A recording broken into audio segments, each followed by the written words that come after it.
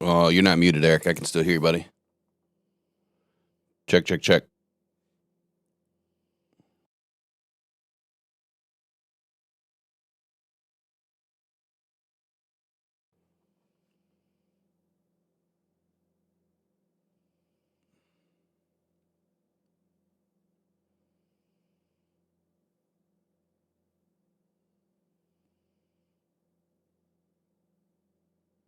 It's game time, Detroit, and you found the right place for the latest Detroit Lions news.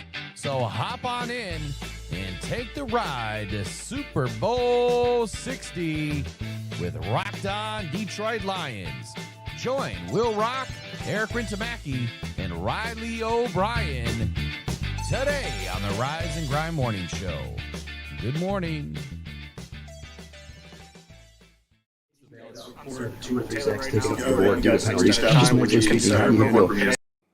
All right. Good morning. I think we have some audio now. I think we're good. All right. Sounds like it. All right. Sorry about all this. Look, there's been updates and weird stuff going on with YouTube updates and you name it. Everything under the sun could have happened since yesterday. But one of the biggest things happened yesterday, which I got to start with right away, which we finally pushed past 10K. And we didn't just hit 10K and stop. Like, it's continuing to grow. We gained over 30 subscribers just yesterday. And we're going to keep on pushing, man. Push past 11K. So we'll be doing a drawing here soon. I've got to go through all the videos, get all the names, put them in a drawing, and we'll get those tickets sent out to somebody. Not sure which game. It'll be in a few weeks. Obviously, we're going to be away and then off, and then it definitely won't be the Monday night game. But we'll get the tickets. So first, I got to say thank you to everybody. Couple of videos hit pretty good yesterday, and I don't know why it is that not everyone can see or find our stuff. It's like we get shadow banned quite a bit, and when that happens, we work it out.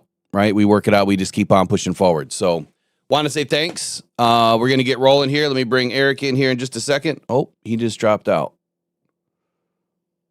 Uh-oh.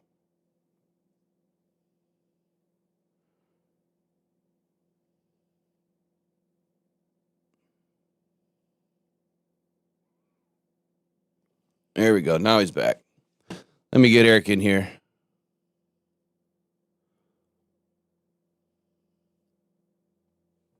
One sec, Eric. I gotta fix it now.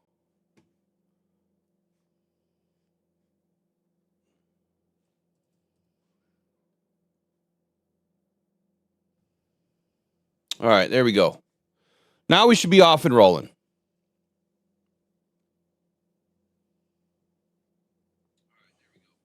All right. Good morning, Eric. I got nothing. You got no audio? No audio. No You audio. you definitely shouldn't have that issue. Let me fix on my phone, but not through my ears. Let me fix that real quick. No, so I that's why I booted out and got back in. One sec.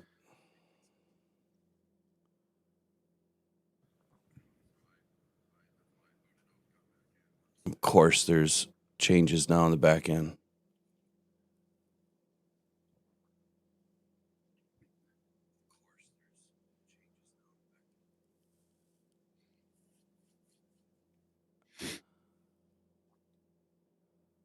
I think I heard you for a second there.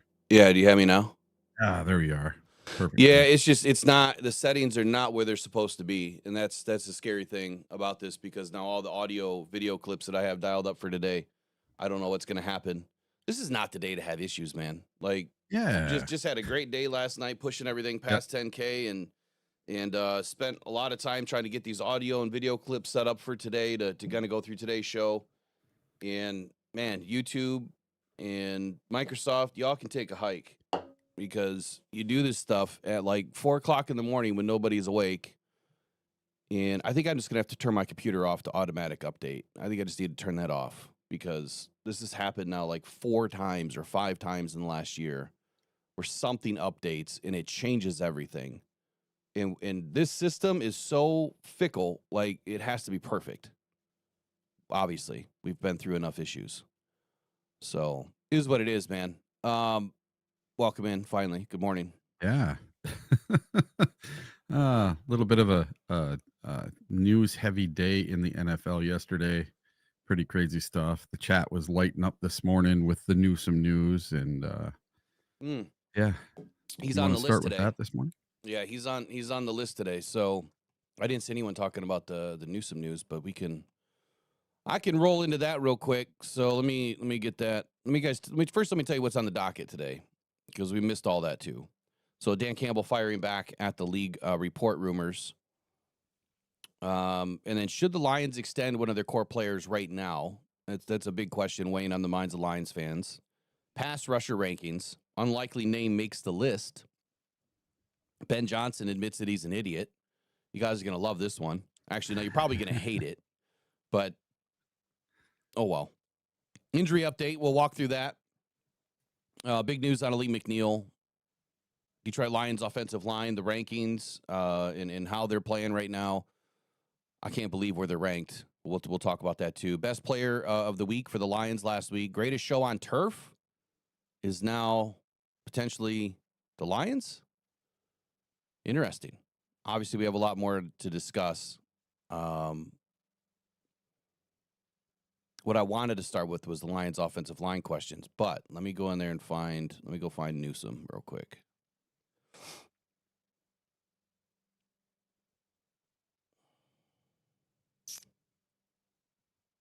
All right. Do a little hard reset here. Pressured by Hutchinson, he goes down again.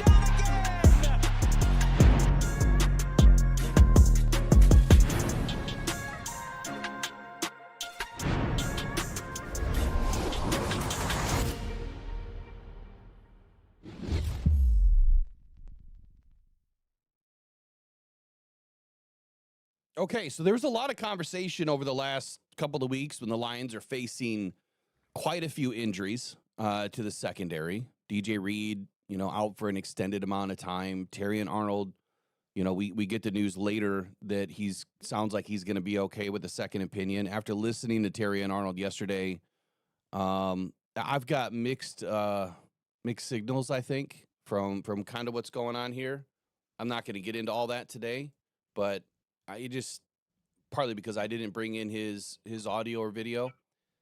I'll touch back on that later on today with a video, because I'm getting mixed signals a little bit. Maybe I'm reading into it too much, which is what I often do, because I try to find what's really going on. But the question is, did the Lions just miss out on a huge opportunity? Currently, this Greg Newsome, who was just traded yesterday, playing out of his fifth-year option of his initial rookie deal that paid him $13.4 million this season. He's a former first-round pick, number 26 overall, listed as 6'1", 192. So he's got that prototypical size a lot of us covet for the cornerback position. So great size, decent stats. He's given up 0 TDs on the season, only 15 catches on the season. The problem is he's a one-year rental right now, and at $9 million. So when you take away the games that he's already been paid for out of an 18-week season, he's owed $9 million. At least that's the rough numbers, right? And now plus you lose a player and a pick swap. So I said this way before, any trades were going to go down or we brought anybody in. I said the number one thing I don't think that Brad was going to do is pay top dollar for a corner, especially for one season. But you're talking $9 million for one guy to give you the rest of the season, and whatever that is. What happens if he gets injured, right? And honestly, is he really a fit? Is he a fit in this offense, or I'm sorry, this defense? I guess that could be hotly debated. So I guess the question is, to everybody out there, and you, Eric, would be, should the Lions have spent $9 million on another young corner for the rest of the season? I don't think so, just because of what it would have cost financially, and then what we would have to give up through the draft or with another player. And I just don't think it would have been worth it, because we need a 3 or 4 week rental. And that's why you see Brad has been going after like this kid off the Saints. He was going to sign him off their practice squad, and the Saints jumped in and signed him before we could.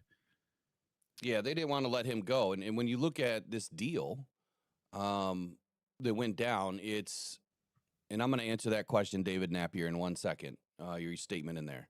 When you look at this deal, so the Jaguars got Greg Newsome, a 2026 sixth-round pick. And then the Browns, they received Tyson Campbell and a 2026 seventh-round pick. So you swap 6 for 7. You lost a player, a young developing player, and you brought in a young developing player in Newsome who's playing pretty well. So the reports had said that Newsome was someone who could, be traded way back when, prior to the season, this past offseason. So it's not really that big of a surprise that he got moved way ahead of the deadline. And the Jaguars are playing well. So it makes sense, that the Jags wanted to bring somebody in. I'm not well versed on what their DB room is doing at this point.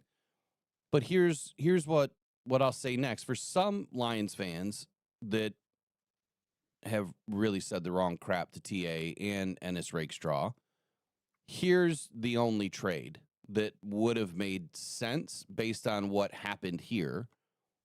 But at the same time, it wouldn't have made sense for the Browns because they wouldn't have received a player that could play this year, and they wouldn't have received a player that has played at all.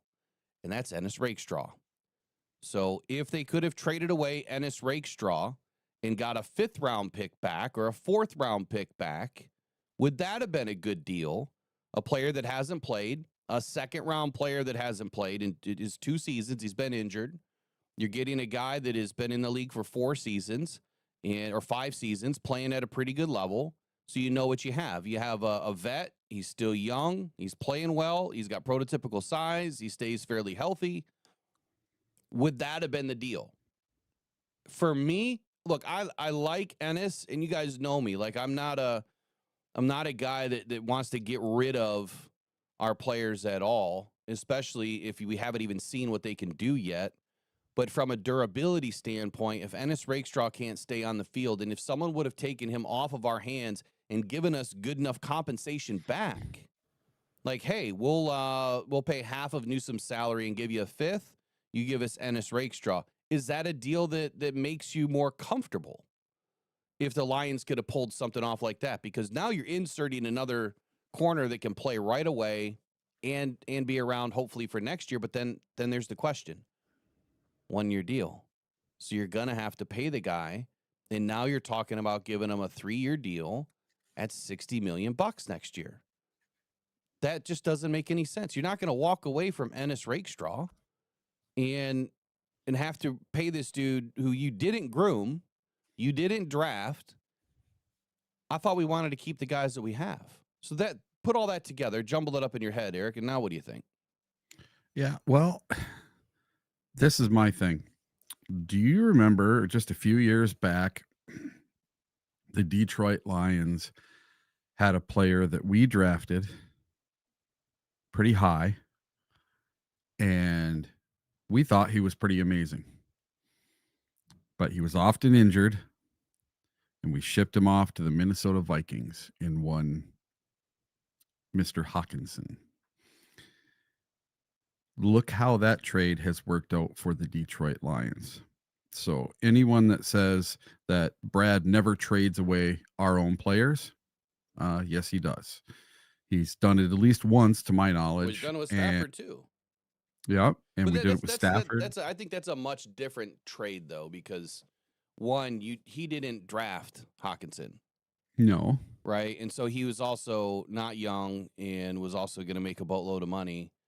So that, for me, I think it's kind of odd to compare them to. But I get what you're saying, that people are saying that Brad's not willing to make the deals happen that push this team to a Super Bowl. Okay, I get it. You want to sell out for a Super Bowl. Selling out has never really won anybody a Super Bowl. If you go back and look at all the teams that made the biggest, flashiest moves during the season and at the trade deadline, how many of them have won a Super Bowl? Not many. Only the Rams maybe have gotten a little bit lucky in 2021. They made a couple of moves that season, but it wasn't necessarily, during the season or at the trade deadline that pushed them over the edge. They already had the team. So go back and look at history, right? And then I'll digress. Finish your thought there.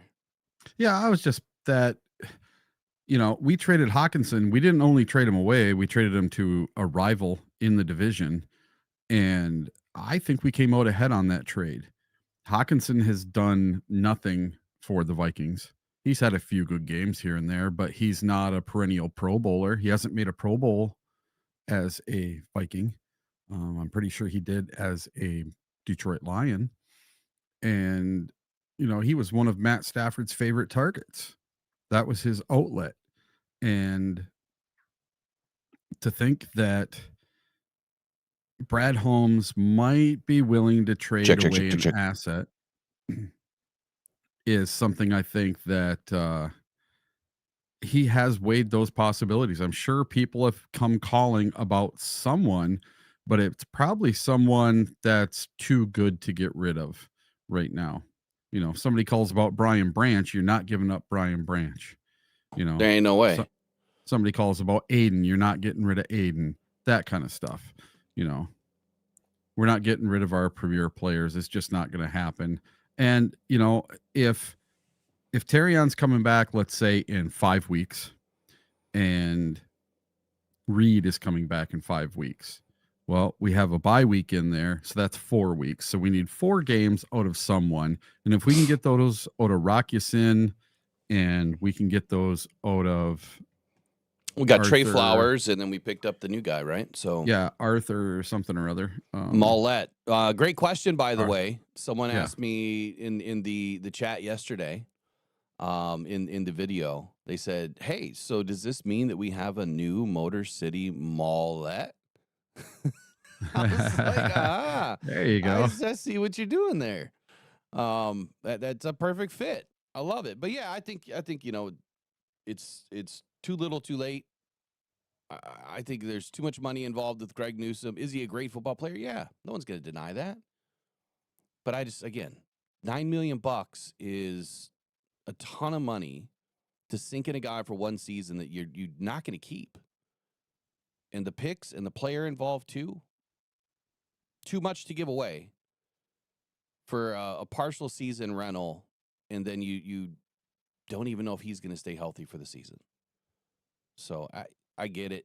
I get where fans are about all this. I've stayed rock steady. I think you've stayed pretty rock steady in the belief that Brad is not going to go outside the building unless he absolutely had to. And even then, what I said before any of this went down, he's going to go find a guy that is not going to cost you much at all. He's not going to go out and spend boatloads of money on a corner. It just doesn't make sense. It just doesn't make sense. It doesn't make sense because our guys are coming back, right? If they weren't coming back, then it's a different story. Totally different story. I think that then you have some options in front of you. And I'm going to apologize right now. Of course, we want to get all the likes up and do a good job with that. Because of the way things have changed on the back end and with the way that everything went down this morning, I was going to take a look at while we were live or before we went live at how to turn ads off if needed or when you guys hit the likes, and I can't do it. I don't see where to do it yet. It's just one of those things I'm going to have to figure out. So have some patience with me. Hopefully I'll have it figured out by tomorrow. I should. I stayed up late trying to put together some things. All right, let's move on to the next one, man. Sure. Let's move on to the next one here. So let me mute this before that causes a problem. All right, Detroit Lions offensive line questions. So sticking with Detroit Lions news and rumors today. Obviously, we got to talk about Amon-Ra St. Brown, his wrist injury, and how bad that is it bad? You know, what's going on here with Amon-Ra St. Brown? What else is on the list today? The Ben Johnson and the O-line troubles, right? O-line troubles. Are we having issues with the offensive line? And the way they're ranked right now, I would say absolutely not. But Dan Campbell said something yesterday, and I think it kind of gave me a different feeling about one named Giovanni Manu. So Manu's first outing must not have been as good as some of us are thinking it was. There have been plenty of mixed reviews. Obviously, way off the deep end. He's terrible. He's trash. He let up too many sacks. His grades are terrible. But then then you hear from other people, well, it wasn't that bad. It's his first shot out there. It was the sink or swim technique, and he kind of sunk at times, but he battled back at times too. So I dug into some film yesterday. And I think that the film showed me some major flaws in his footwork and his balance, which I believe both of those things are going to come with a little bit of time. He said that he didn't feel that the game was too fast for him. It looked too fast for him. Maybe he just needed a little bit more seasoning. Clearly, he needed some help on the backside, and he didn't get it. So Dan was asked about the potential of putting Penei Sewell to the left side of the offensive line this week. And I'm going to bring in what he had to say. What have I said about this is I said, no way that Penei's going to go to the left, and there's just no way. I don't think that Penei's ever going to go to the left unless we absolutely had to do it. But Dan Campbell is he's gonna put that to rest. He says a couple of things about the situation, number one, and what he's considering doing, number two. So while I'm loading this up, because I'm gonna have to make a quick change here, Eric, give me your quick thought on just the Manu side, on his performance overall. What did you think? I know that we spoke about it the other day, but what do you think about it? Yeah. Now I've watched the game a couple times now, and in my eyes, I don't think it's as bad as everyone realizes. He played 100% of the offensive snaps, and that was like 63 snaps, I think, on offense. And he had 2 majorly bad plays. 2. So it's just like everybody picking on Terrion for having a pass interference flag, and they don't realize after that flag, he had like 3 or 4 pass breakups. He led, Jake Browning to throw an interception, almost had his first one if Kirby didn't steal it, that kind of stuff. So to pick on Manu in his very first start, and like I said yesterday, there was 7 other times this season that a first or second year offensive lineman had a worse grade than Manu did his first game out of the gate. I really think that Manu has all the physical ability in the world. He does. He's built unlike any other offensive lineman in the league. He has thighs for calves, and he shouldn't ever get pushed off any spot ever, but he's human. And he had a little bit of pad level problem in this game. yes, I think and that's been his probably one of his biggest bad traits, if you will. yeah, I like what Bill Rowland says there. Let's roll tape from Decker's first start ever. There you go. So, I'm on both sides of the fence here, because was it good? No, it wasn't good. Was it up to the standard? No, it wasn't up to the standard. Was it a young guy trying to learn how to swim in the NFL? 1,000%. Yep.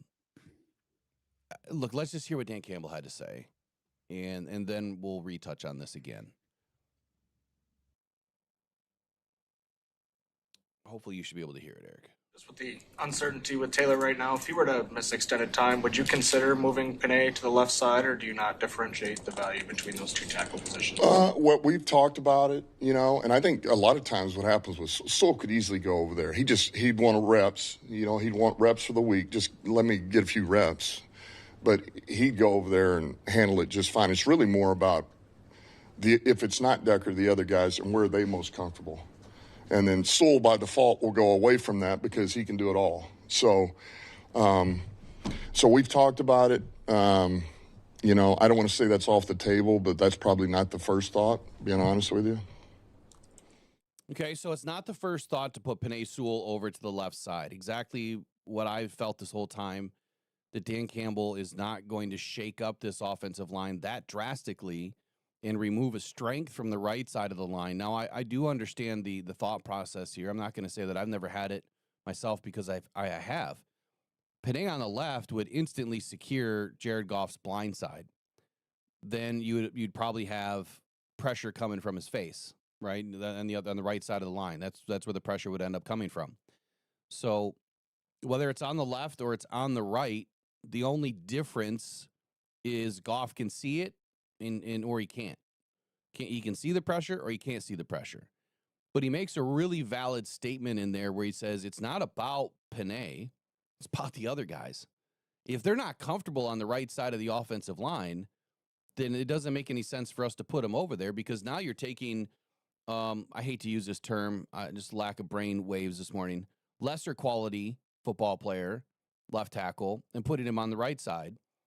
And then you're taking a stud, which can play anywhere, and putting him on the left side. So you're taking a lesser quality of a tackle that already is going to struggle in his natural position, and now you're putting him in an unnatural position on the right side. That's a double negative. Like, you can't do that. So it makes perfect sense to leave it the way that it is. And again, they may change their mind this week. They might end up putting Penei on the left side with the elevation of Skipper. Right now, he's back in the fold. Manu is still back in the fold, or he's still there. And Cochran that they brought in, we have guys that can fill in.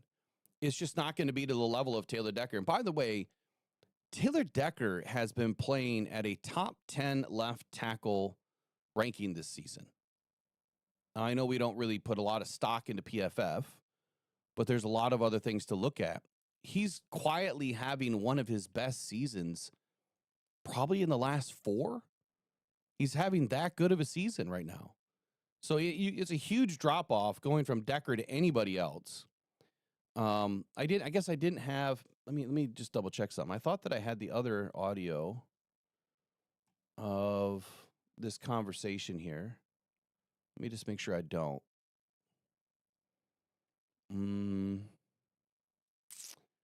I guess I don't. Do I have it? Do I have it saved somewhere else?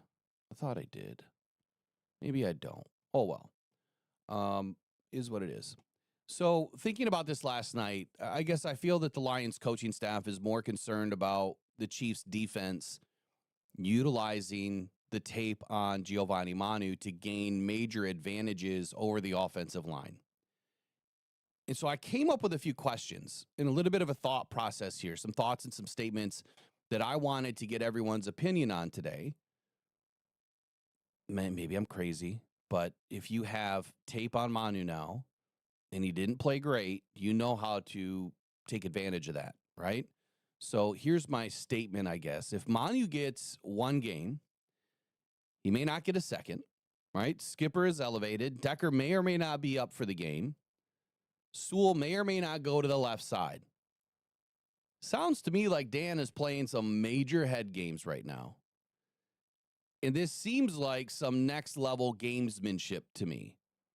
You've just put out all of these little fires, or you're putting fires everywhere. We got Skip up, we got Manu, we got Cochran, we got Sewell could go to the left. And we don't know what we're going to do yet. And it's Wednesday. That means, and here's a question, how smart is Dan right now leaving everything wide open for his opponent to have to over-prepare for this game?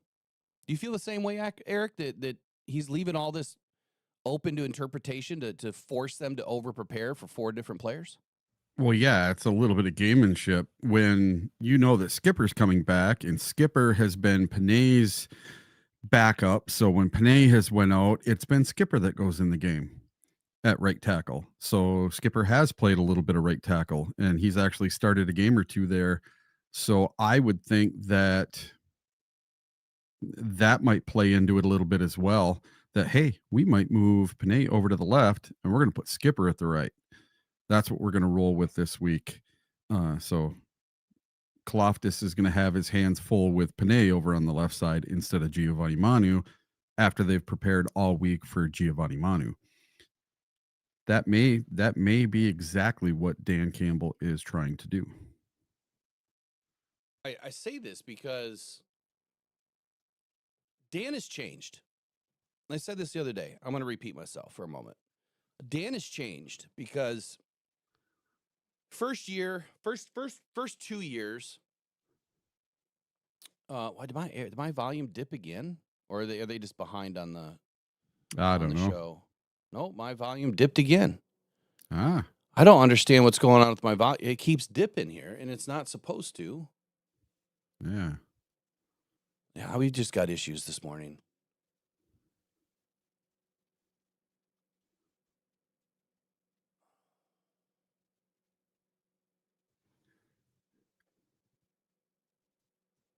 All right, you can still hear me, okay? Oh yeah. Yeah, still dipping. What is going on, man? Auto gain control. All right, let's try this again. All right, my apologies. I can't really do anything about the audio previous, but I think we're good now going forward. Just had to change one more setting. All right, so where was I? The first couple years for Dan, I feel like he was an open book. I said that the other day. And you could really, really gain some insight what was going on with this team, and you could kind of figure out what the plans were to a degree.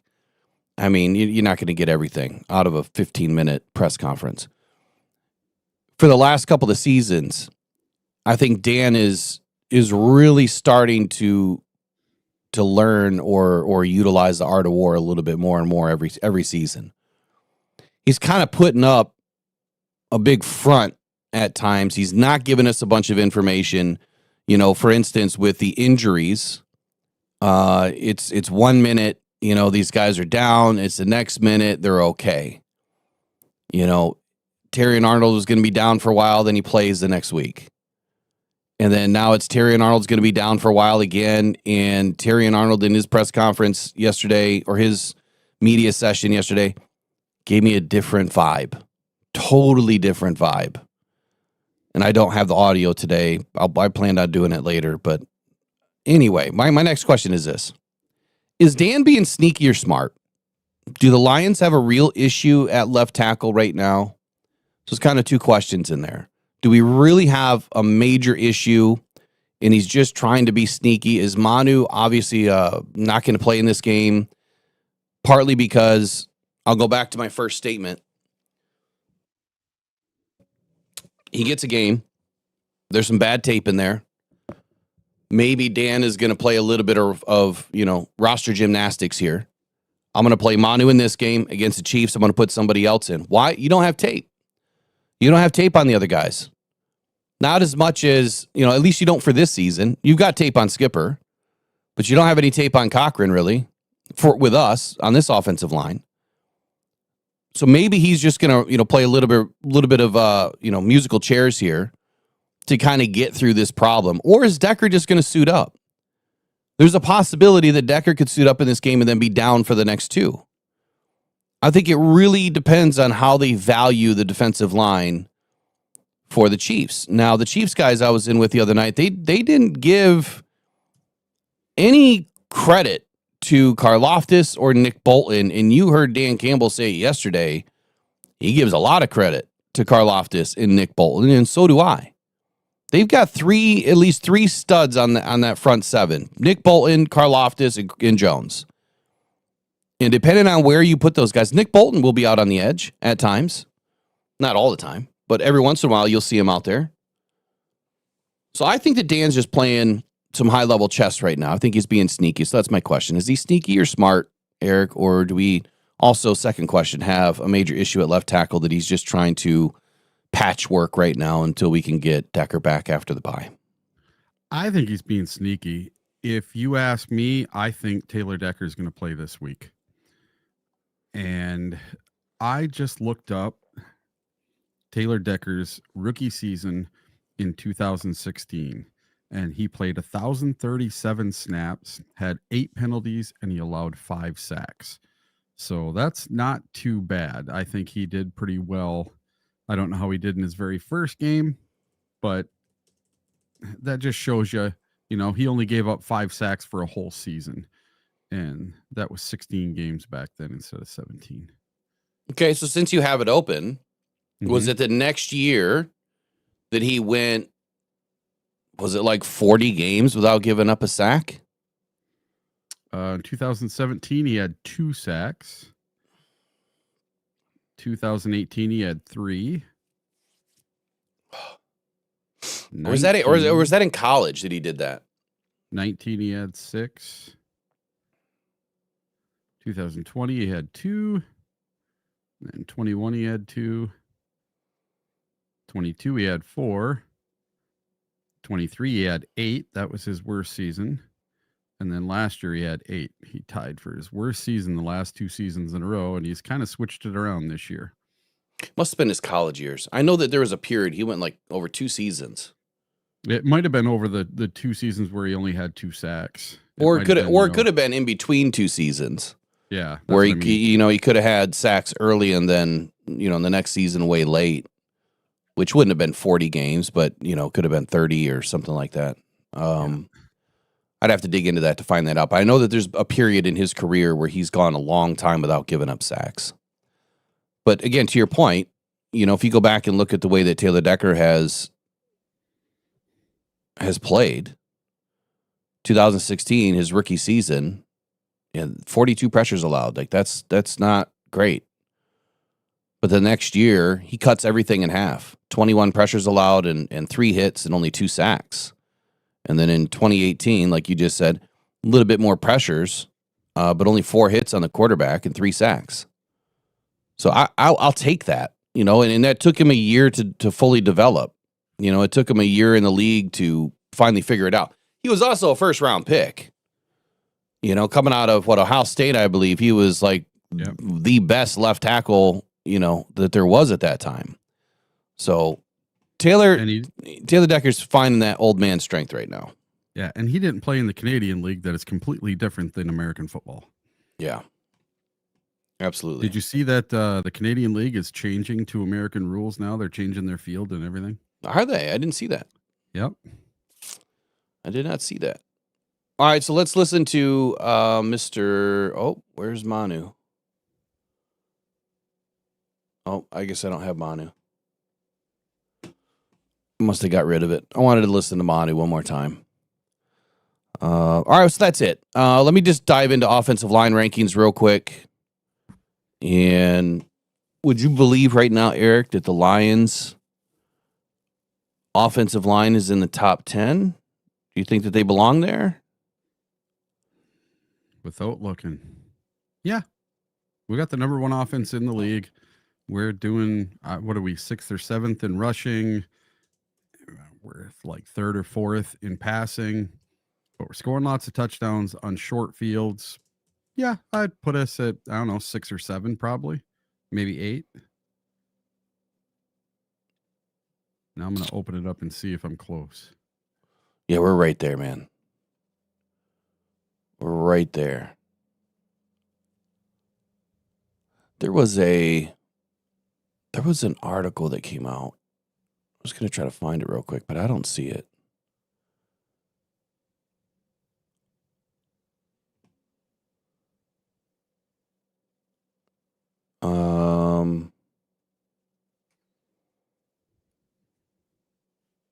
Okay.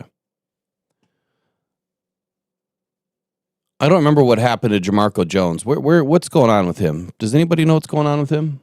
We put him on IR. I thought so. He was an Achilles or something like that back in training camp. Man, it really, really sucks. So Lions right now are number 10 in the league. Projected week 6 starters is still Giovanni Manu. I don't think that's going to happen. But the Lions offensive line was without Taylor Decker last week, as you guys all know, in week 5. And Giovanni Manu took his place. He scored, according to PFF, a 42.1 overall grade in his first career start, the lowest mark on Detroit's offensive line. He was responsible for 2 of the line's 6 pressures allowed, and obviously 2 of the sacks. Left guard Christian Mahogany really stood out in this run game, though, earning an 83.2 overall PFF grade in run blocking and ranked 7th among guards last week. Best player, obviously, Penei Sewell.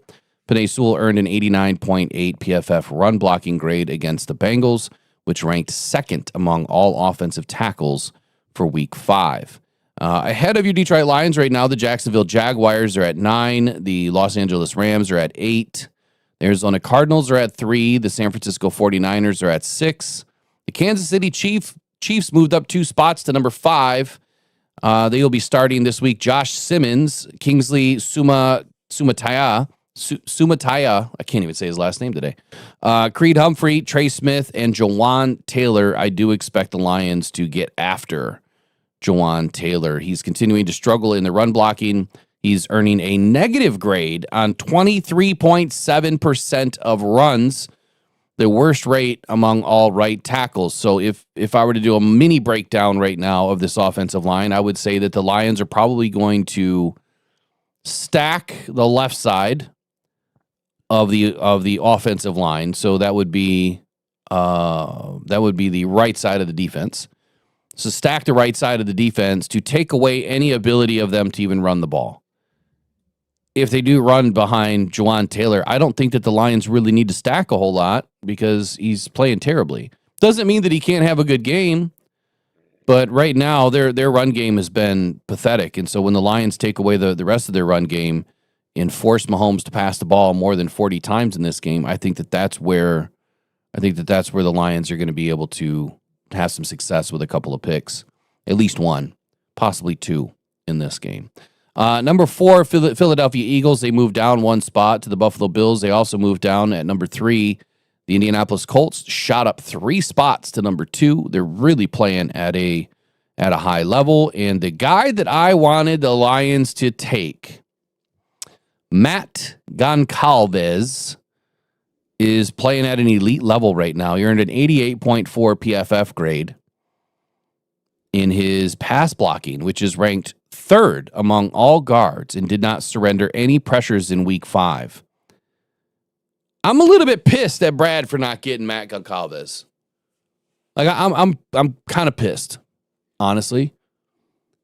Not only could he play right guard, but he could also, and they also grabbed Tanner Bortolini, the other guy that I wanted as a center.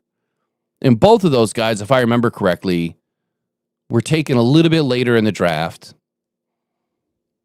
Matt Goncalves was slipping in the draft, and when I graded him out and did all of the film review that I did on him, I really loved his work, man. I wonder where he was taken now.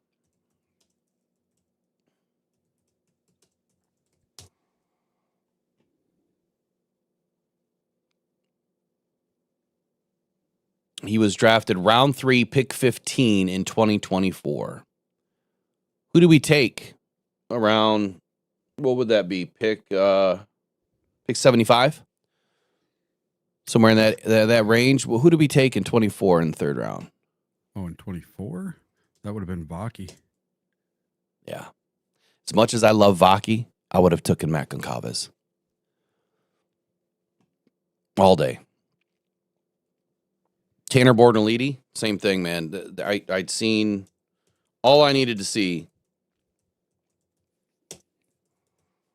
And he was ranked somewhere in the 5th or 6th round, something like that, headed into the draft. I'm not sure where he was taken. I'm going to look real quick. Oh, we took Vaki in the 4th. All right. Manu we took in the 3rd. That's who are. All right. Yes, I would have taken Goncalves over Manu all day.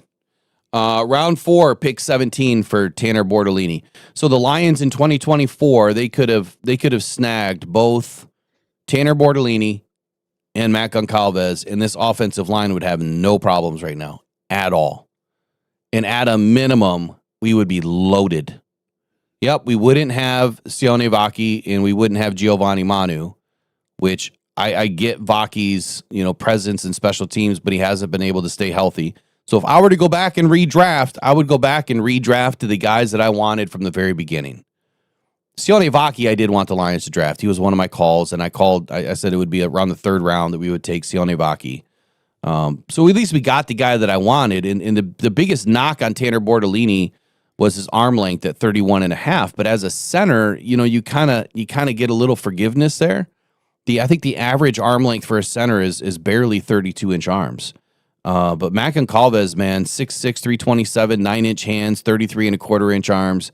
I am not surprised at how well he's playing here in year 2.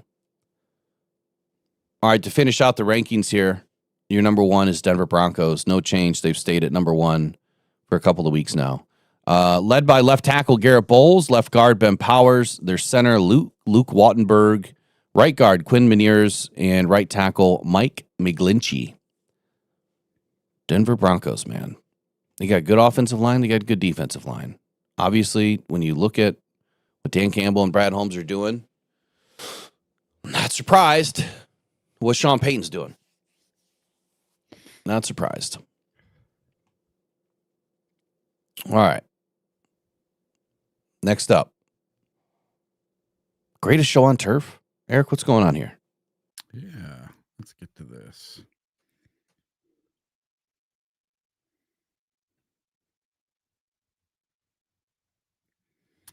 All right. The 2025 Detroit Lions offense is starting to draw comparisons to the greatest show on turf. The Detroit Lions offense is off to a historically dominant start to the 2025 season, earning a comparison to one of the best offenses in NFL history. Through the first 5 games, the Lions have scored 22 total touchdowns, with 13 of those in passing, 8 rushing, and 1 punt return. This specific combination of touchdowns has only been achieved once before in NFL history by the 2000 St. Louis Rams, famously known as the greatest show on turf. Now, our key contributors to this explosive start are quarterback Jared Goff with 1,187 yards passing and 12 TDs, wide receiver Amon-Ra St. Brown with 407 yards and 6 TDs, and then running back Jahmyr Gibbs with 325 rushing yards and 4 TDs. And then you throw David Montgomery, Sam Laporta, JMO, all these other players in there. And I really, truly believe that they have all the tools to not be as good as St. Louis was, but to be even better. And I found this really cool article about them. And I just thought, we don't get any talk anywhere about the Lions being as good as the greatest show on turf. And that team featured 2 Hall of Famers, including quarterback Kurt Warner, running back Marshall Faulk, along with wide receivers Isaac Bruce, Torrey Holt, and Azizir Hakim, and Ricky Prohl. Those are some names you probably haven't heard in a little bit, other than Kurt Warner, because he's a NFL host now. And the Rams recorded the offensive start that the Lions did, fresh off winning the Super Bowl and a 23-16 win over the Tennessee Titans, would finish the 2000 season losing 31-28 to the New Orleans Saints in the NFC wildcard round.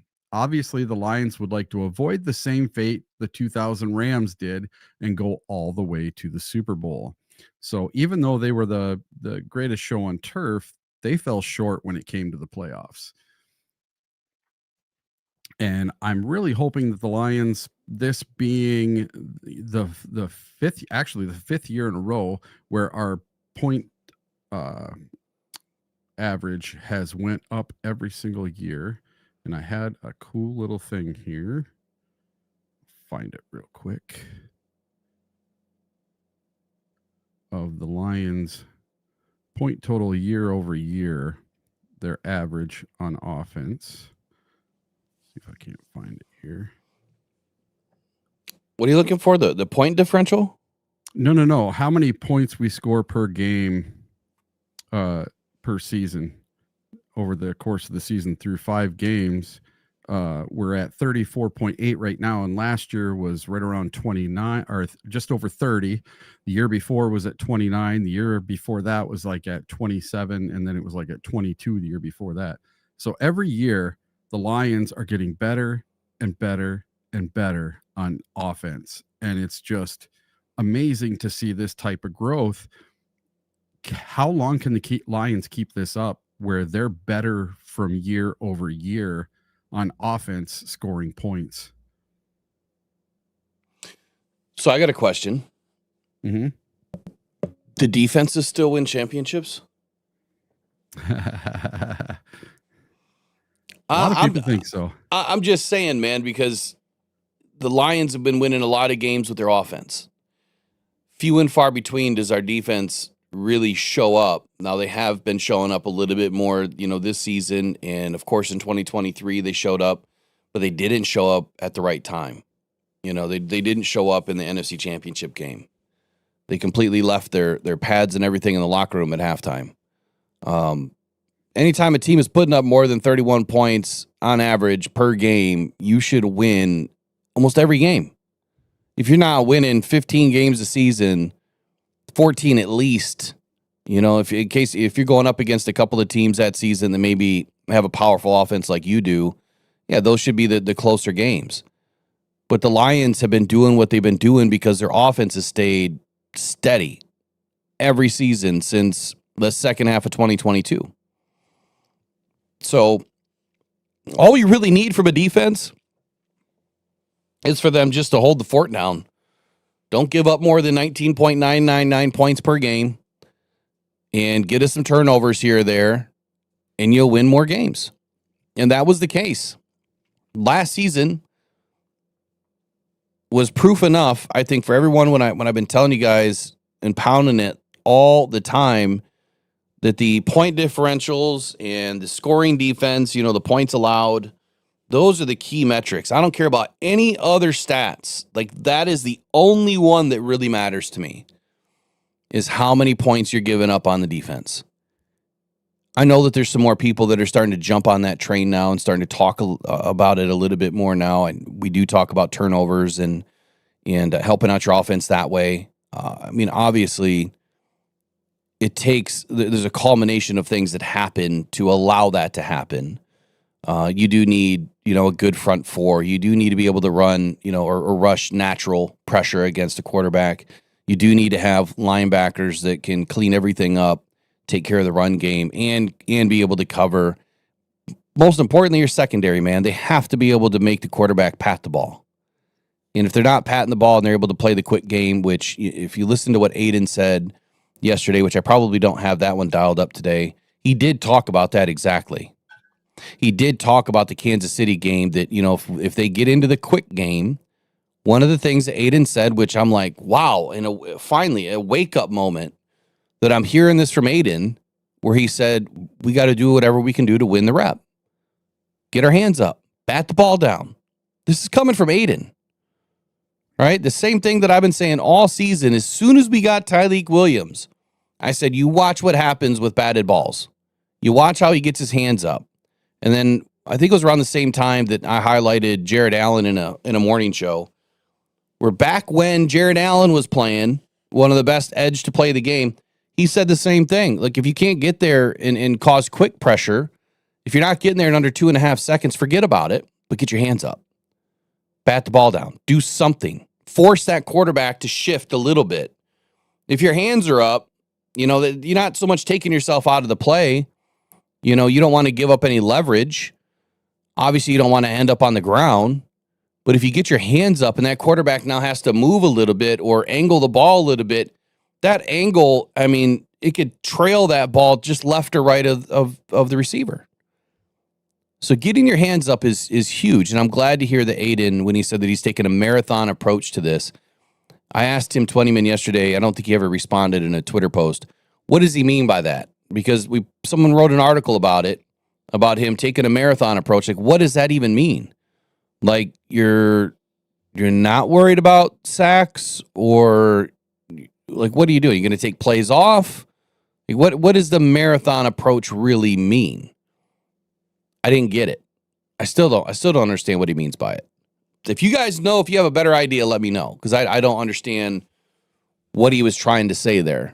And I haven't really read anything that is telling me what a marathon approach means. I guess if I were to think about it, Eric, like, marathon approach means like you're taking the long way to get there. Right? Or maybe you look at it from the whole season versus just game by game. But he also mentioned game by game in the same breath. So I don't know. I don't get it. What did you think when he said that? Just that it's a long season.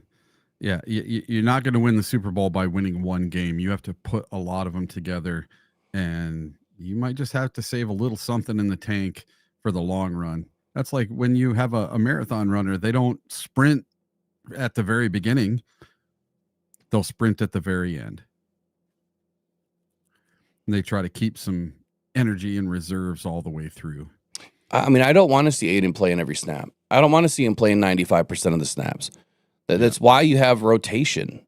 You know, you need to have some guys in there that can take some pressure away from you, you know, and give him a little bit of. Hold on, we had a $9.99 chat. How did I miss that? Where's that at? Yep, from Gina says, "Congratulations on 10,000. Will Rock and Company is the best Lions content on YouTube. Love you guys. Heart. Appreciate you, Gina. Sorry I missed it. I just noticed it when I was looking how to dial back ads. And thank you, man. It's been a long, arduous process. We got stuck. I was stuck since about 9K. I don't know, 5-6 months ago or whatever it was, and it's just taken off. You know, the whole goal is I just got to get videos out and get to more people. The live stream, you know, doing this is fun. I mean, we get a lot of information out there to about, I don't know, 1,500 people a day. It used to be more. I don't know why that's changed. But it doesn't, like, after the live stream, it kind of just slows down. YouTube's not putting it in front of people.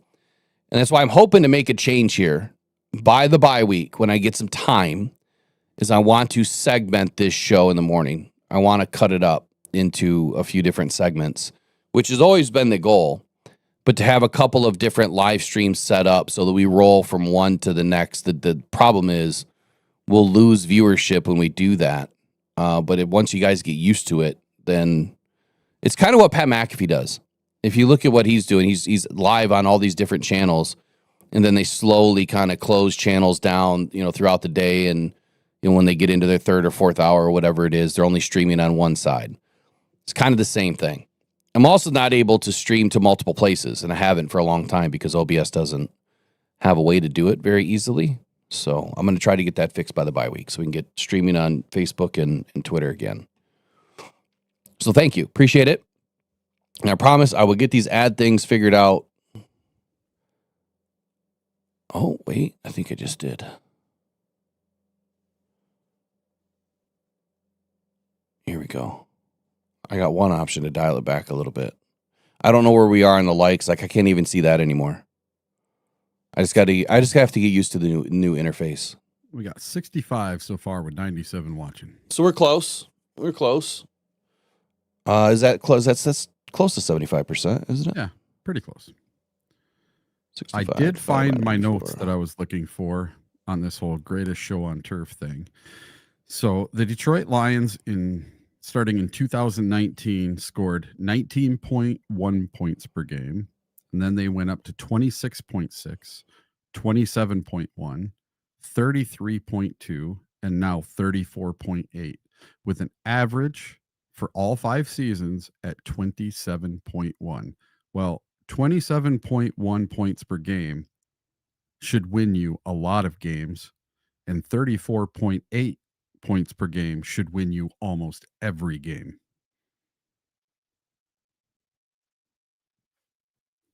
How many points should win you almost every game? 34.8. Oh, on the offense? Yeah, that's more than anyone else in the NFL. Yeah, absolutely.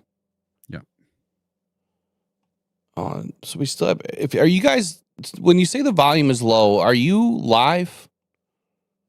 Because right now the volume's been consistent for the last 20 minutes. Let me list it on my phone real quick. Okay.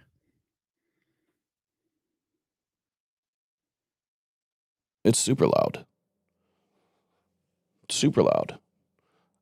Yeah, if you're behind, if you're not live, then you might be catching the portion where we had some audio issues for about the first 45 minutes or so of the show. My fault. It's always my fault. It's all good. All right, Dan Campbell yesterday was asked a question during press conference, and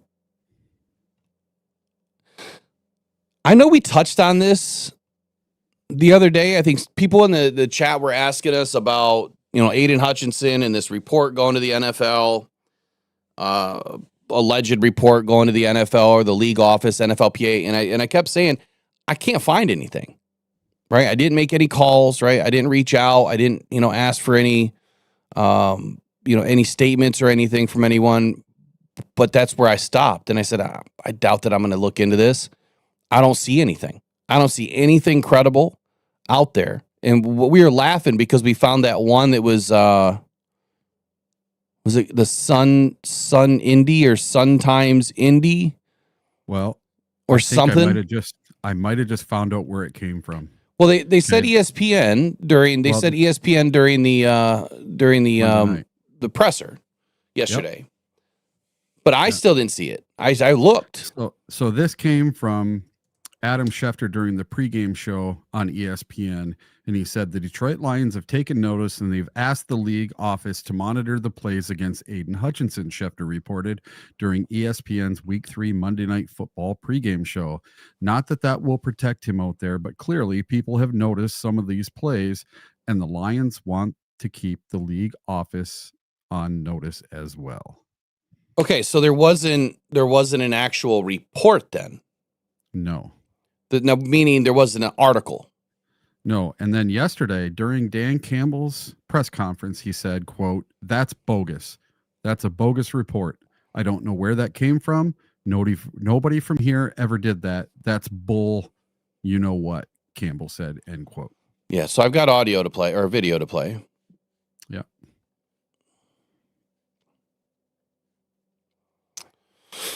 Let's bring that in. I hope we have audio. Here we go. Dan Campbell yesterday. And there was a report a couple weeks ago that you guys had reached out to the league, a report from ESPN that you reached out to the league regarding cut blocks. That's bogus. That's a bogus report. I don't know where that came from. Nobody from here ever did that. That's bull. Okay. I was just curious if you saw any difference. No. No, man. Okay. Nope. Games played a certain way. That's the way it goes, man. It doesn't matter whether we're doing it or somebody else is doing it to our guys. We know that, and we play accordingly. Earlier, Dan refuted a report that the now Lions Aiden's response reached out, I guess, about the low blocks that you were facing in games 1 and 2, and try to alert the league about that. I mean, what is your, I guess, reaction to that? And also, I mean, as far as whether you've seen that happen the last couple of weeks, or Dan said that? Yeah, like refuted the report that they'd reached out about the low block. Yeah, it was definitely a little bit. It was showing up a lot in those first couple of games, and I mean, I get it. I bet you they were trying to check my leg and make sure it was there, and it was, and that's just the nature of football, and that's what people do. And I'm not saying they did or didn't. I just know the frequency was high in those first couple of games. So, but I get it. That's football. It's right now that cut block is legal in the game, which is still kind of crazy to me, which with how much things they've taken out in the game. So, yeah.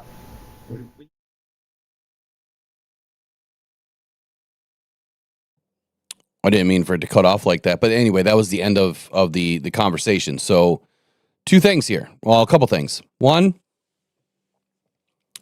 it was a bogus report. And why Adam Schefter would just go out of his way to make something like that up, I don't know. Why content creators in this space for Detroit would go out of their way to make things up, I don't know, without vetting it. When people say that they're a journalist and a writer and blah, blah, blah, blah, 50 other things that they do, they can't even go vet something. Like that's journalism 101. Go vet it. If you heard it, great. Go vet it. Reach out to the NFLPA, get a statement. That's why I said I'm not going to do it. Like I'm not seeing anything. I'm not hearing anything.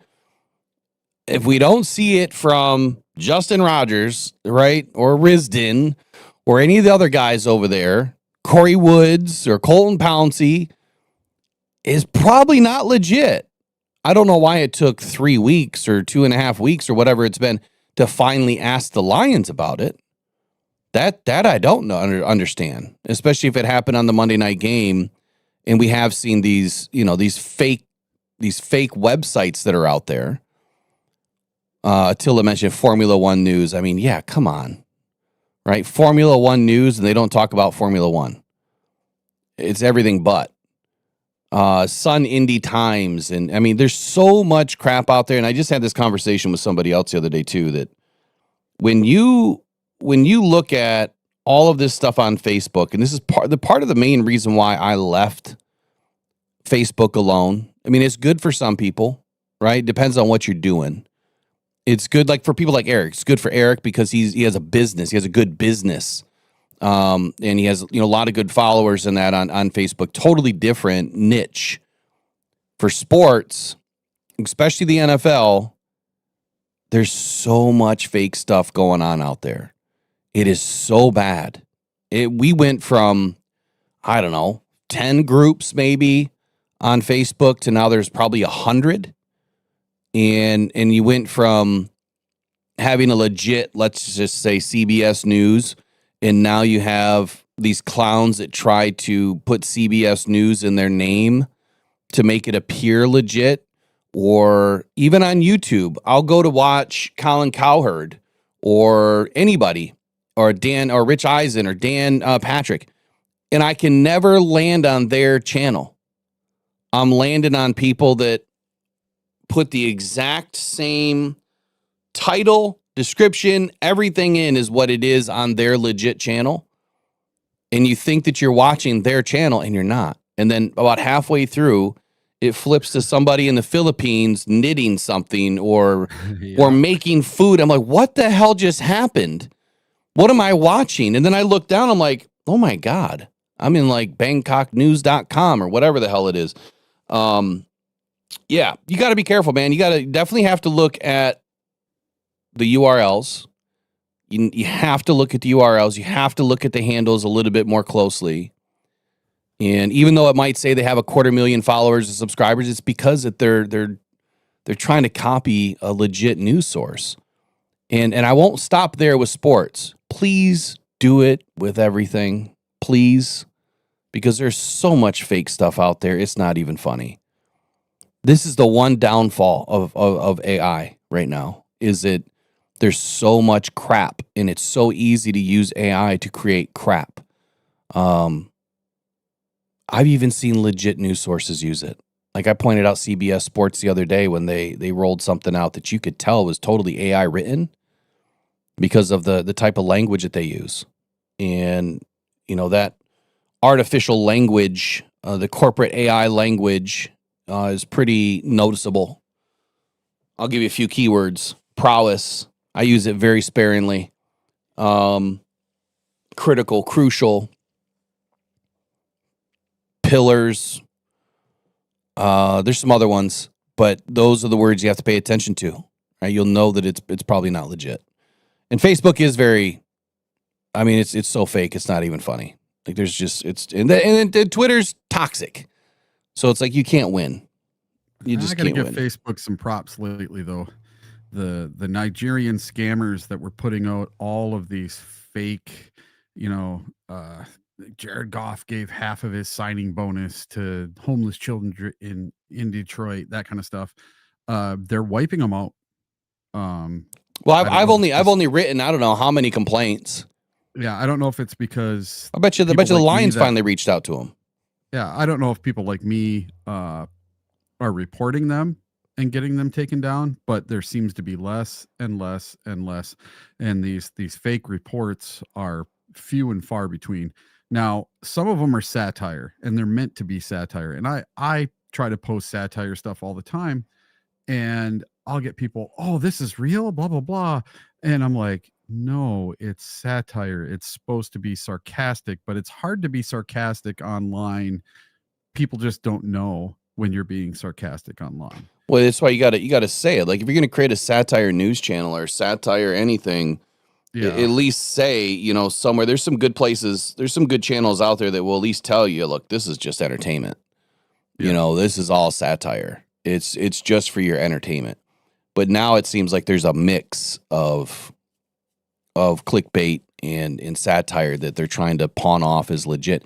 And here's the thing, man, these big media companies, they're making boatloads of money off of it.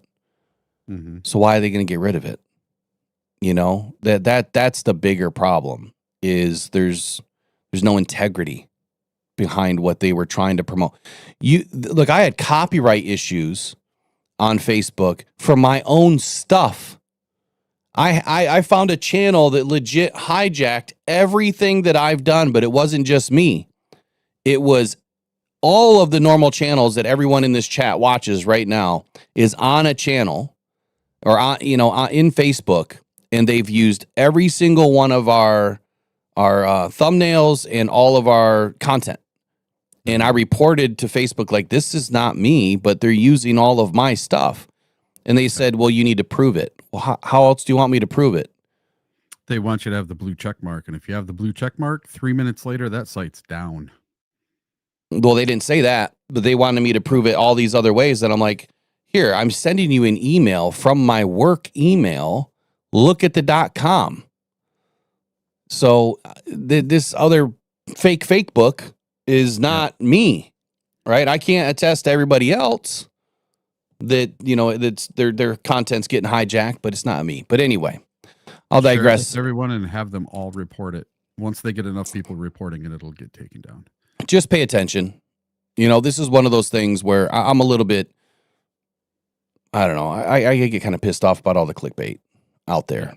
That's why you've seen a change in my content over the last several weeks, because now I'm trying to make sure that no matter what is on the thumb, because the thumbnail is not supposed to be some article, right? It's not going to tell you. If I'm going to put everything on the thumb that you're going to learn inside the video, then I might as well just not do a video. I might as well just post a thumb, right? The title, I'm not going to tell you guys the algorithm, but you need to stick to a certain amount of characters for it to work. Some work, some don't. Hey, I got videos that do 200 views, and I got videos that do 50,000 views. It just depends on if you're in the algorithm that day. But the point is, can't tell you everything. But once you get into the video, I should be telling you everything and validating it so that you know what you're getting is accurate. How about up next, let's talk about, there's a couple of good ones I wanted to make sure we got to today. Ben Johnson, like this one's epic. We'll be right back with Ben Johnson. Pressured by Hutchinson, he goes down again.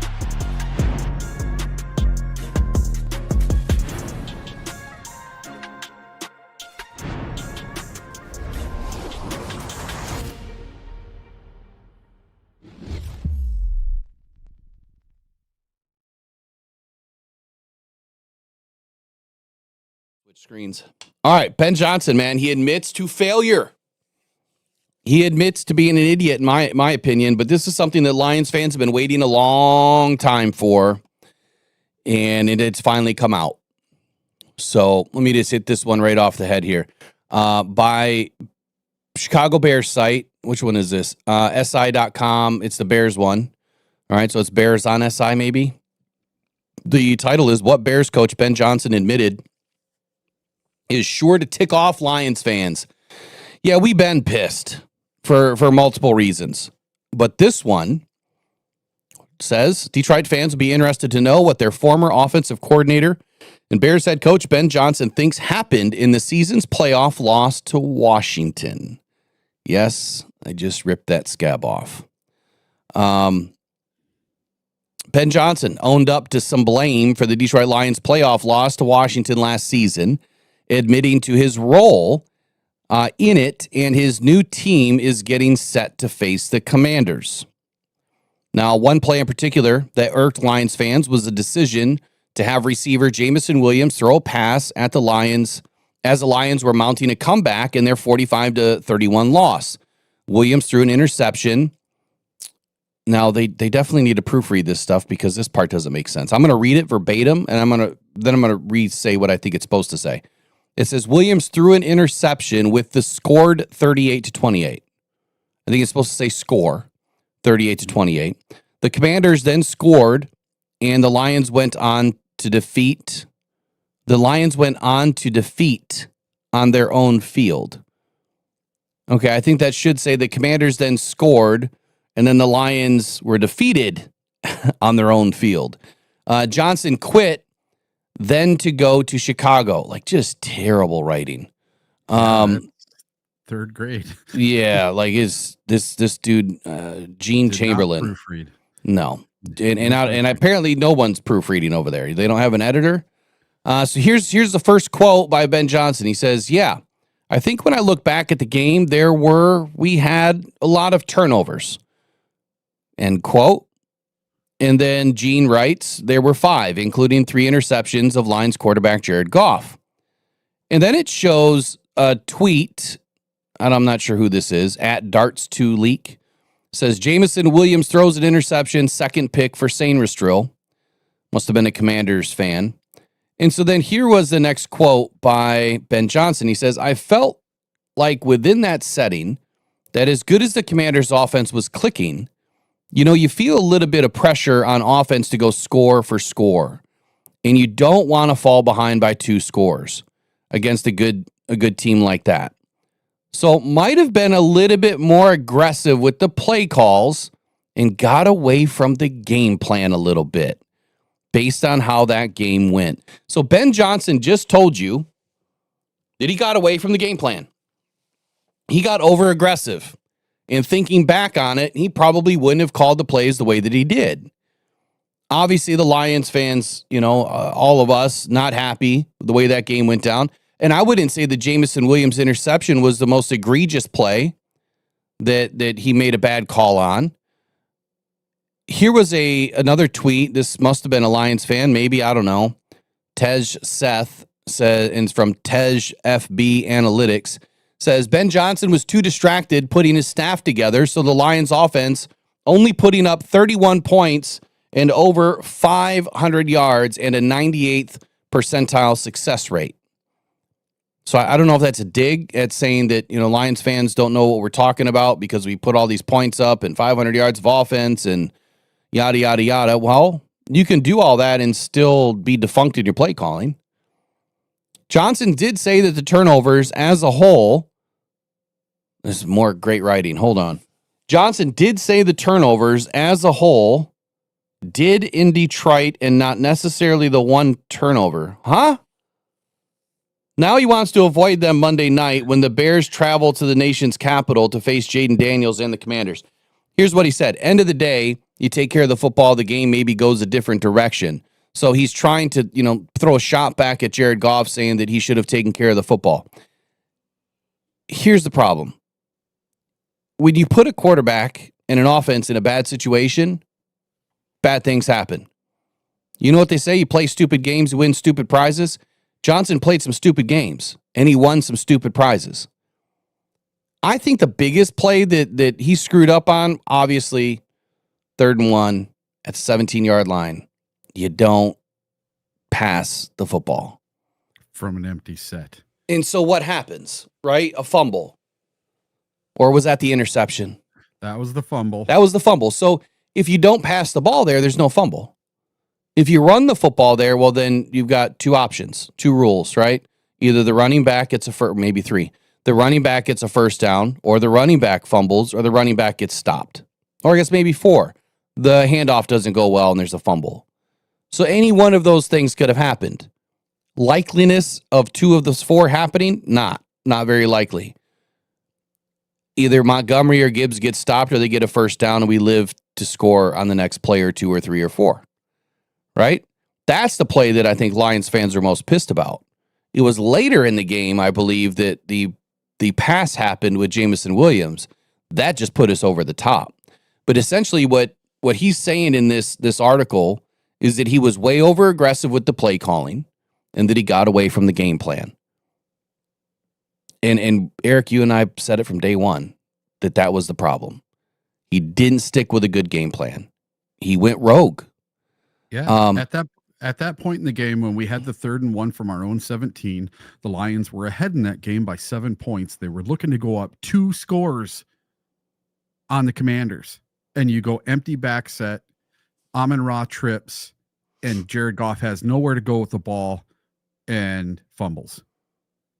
you hand the ball off twice, or you hand the ball off once and you kick the field goal and go up by 10. That is a huge, huge, huge, huge swing in that game. And that to me is what lost the game for us, because after that play, the momentum just got zapped out of the Lions. We just could not make our way back. It was mistake after mistake after mistake. So here's three more Twitter posts that I found in relation to this article. And this is by the Bears blog, January 22nd, 2025. Not sure I have ever seen a fan base become enraged by an assistant coach taking a head coaching job. Do the Lions fans not know these fellas are mercenaries? Ben Johnson cared about the Detroit Lions right up until another team appeared on his checks. Ooh. The next one. If the Lions were the Commanders right now, the idiot part of the fan base would be blaming Ben Johnson for the turnovers. That was by Clev at Clevitt9. And then there's this one. Ben Johnson was too distracted putting his staff together, so the Lions offense, I already read this one, only put up 31 points and over 500 yards and a 98th percentile success rate at Tej FB Analytics, January 21, 2025. And so what that one's saying is, a lot of the Lions fans were pissed off about how the game went. And, the whole turnovers again, I will put this on my tombstone, right? You call the right play, turnovers don't happen. Of course, making a bad throw, you can't do anything about that. But if you put him in a position to make a bad throw, if you put him in a position, period, to make the throw when you shouldn't, it's your fault. I'm sorry. Yeah, Jared Goff still should have taken care of the football. 1,000%. 1,000%. But again, it takes two to tango. You called the play. He had to run the play. You made a bad play call at the wrong time against the wrong defense at the wrong spot of the field. So the success rate just went from 98 way down here because that play shouldn't be called right there. How many times would you have called that play if you had 10 chances to do it over again? Probably not. Probably not again. So, yeah, Ben Johnson finally admitting to some guilt. And I'm glad that he did. I'm glad that he finally owned it and internalized it, that he screwed up. He got away from the game plan. And I do think that this is an opportunity that I know the NFL is not going to take to change a rule. And that would be that you cannot interview anyone, not a free agent, not a coordinator, another coach, anyone until the day after the Super Bowl. They should make that you can't change coaches. You can't do anything until the day after the Super Bowl. Make it fair for everyone, a level playing field for all the coaches to have a chance to get these jobs, and let them all have an equal opportunity to coach during the playoffs in the Super Bowl without having that over their heads. And then you got to think about it. The guys that got knocked out early, they're going to have 5 or 6 weeks to work on their resumes and their game plans and stuff. So the interviews would be even that much more better. Hey, check that out. Rocked On Detroit Lions just sent out 5 Rocked On Detroit Lions gift memberships. So Motown Mitch. Who's T-Mac, doing that? Brian LaBouffe, Dwayne Fulmer, and Auteur. You guys got memberships today. Oh, we're not done.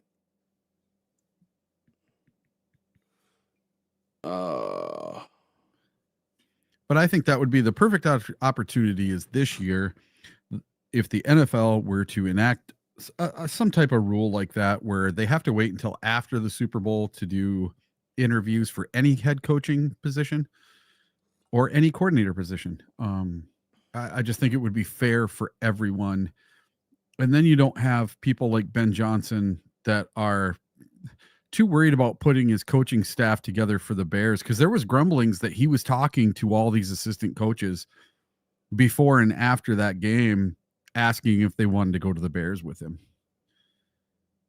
Nothing that'll ever be proven, but I can almost guarantee he was setting it up before that game. Well, there we go.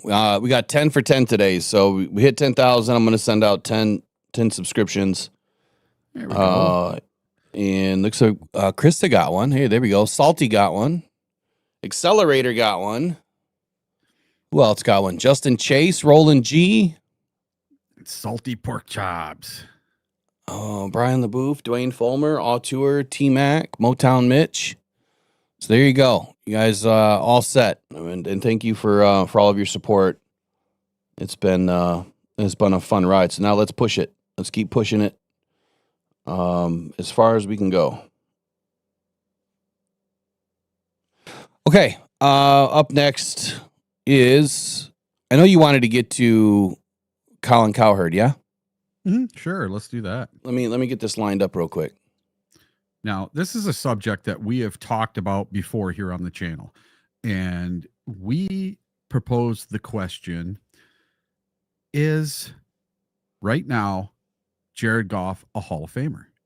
And we asked the question in the chat, and I think we did a poll that day. Does he need to get a ring to be a Hall of Famer? Yes or no? Do you think for Jared Goff to become a Hall of Fame member, he needs to first win a ring? He's been to one. He hasn't won one. And with the stats he's put up, does he deserve to be a Hall of Famer? Well, Colin Cowherd put out a video yesterday, and I was just about floored to the ground by what he said in this video. I could not believe what was coming out of his mouth. Mr. Dallas Cowboys himself. Or no, and he's not Cowboys. He's Vikings. I can't remember what team he roots for, but I just couldn't believe it because the guy never says anything nice about us. Last week in his Cowherd's top 5 or top 10 or whatever, he didn't even have the Lions in it. The Lions were not even mentioned in his top teams in the NFL last week before the game. And now, of course, they're number 1. So Joe Schmo just sent out 10 subscriptions too. Hey, right on. So thank you, Joe Schmo. Really appreciate it. It says Donnie M, J-Man. See, Salty got one. All right, who did he get? Brett Setter, Mike Baughy, Theodorio Villarreal, Phoenix, Go Blue. Ooh, you got me there. Paclolo, Jones Jr., Jones Jr., Stephanie C. All welcome into the membership group. And yeah. And so Joe, like I'm not stopping at 29 or 20. Like we got to keep rolling. We got to keep rolling, but we'll get there eventually. All right, let me roll this in. Yeah.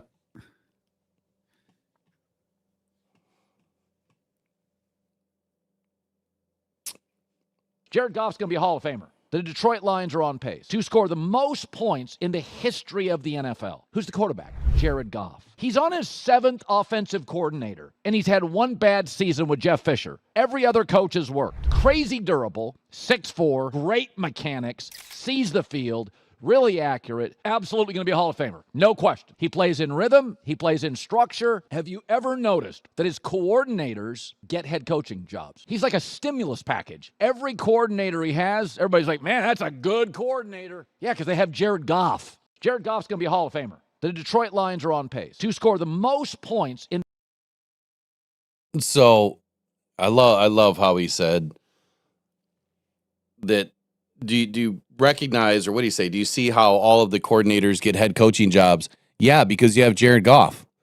And that's what I said the other day is I don't think that Jared's going to get a Hall of Fame jacket unless he gets a Super Bowl. Why? Because he doesn't get any respect from anybody. And now a guy like Colin Cowherd is jumping on the bandwagon. Why? Why is he doing this? Well, he's doing it because he's getting clicks. That's why. All of these airheads jump on the bandwagon when Jared Goff's playing well. Yep. Right? And when the Lions are playing well. The minute that they don't, it's going to totally turn the other direction. Why? Because they're going to get clicks. So I love that, Salty, how he said, that's what I was laughing about, the stimulus package. That totally has to be a t-shirt. I'm going to try to work on that today. I say it all the time, and I never put them together. But I've got to put one together today. Is Jared Goff a civilian or a stimulus package? Yeah, no, I think I'm just going to put him on a blank check or something. Like from the government. You know what I mean? Yeah. Yeah, it's crazy. Look, Jared Goff is. I mean, he's at the top. He's at the top of the league right now. He's ranked number 1. Is he not? Yes, he and is. And it blows my mind that just a week ago, almost none of the power rankings had the Lions in the top 5. Rich Eisen wasn't talking about Jared Goff being MVP.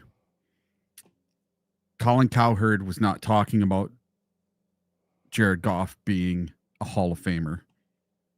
But yet now we win our 4th game in a row. We're putting up these super high numbers that no one's ever seen before.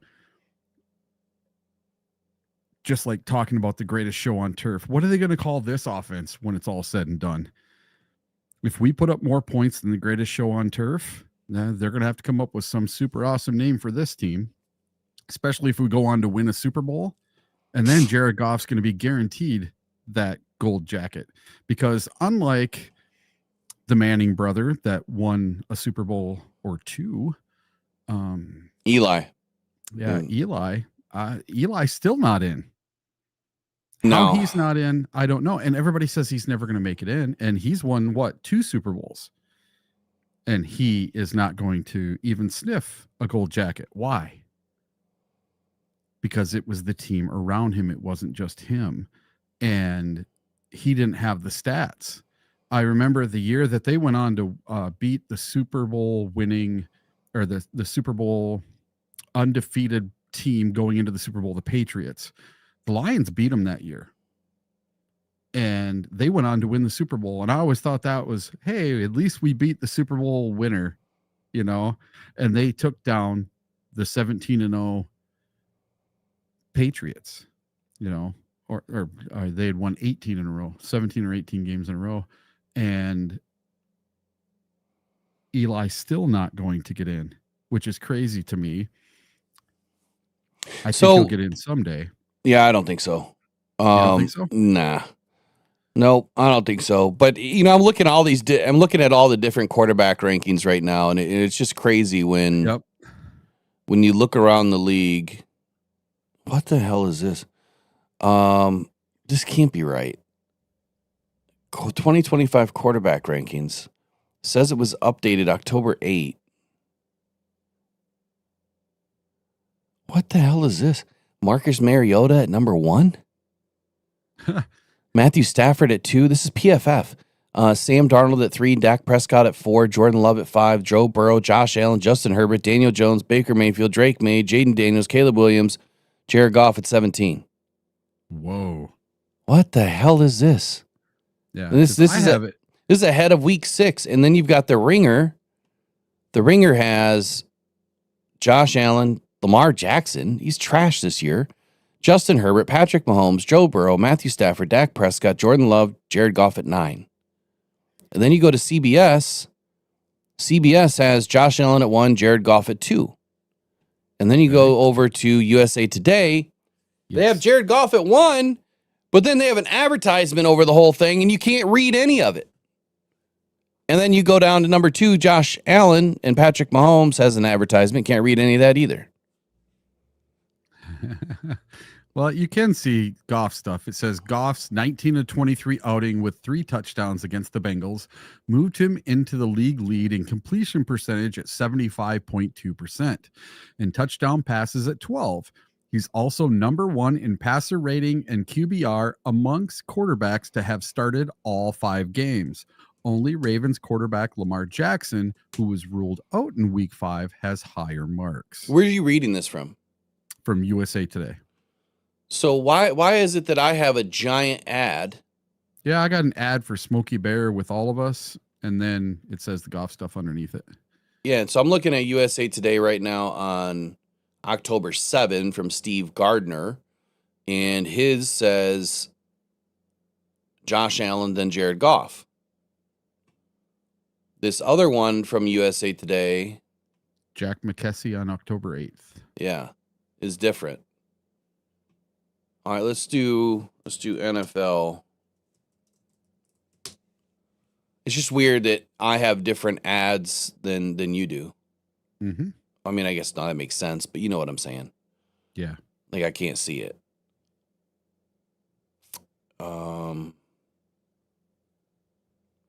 Let's go to Sports Illustrated real quick.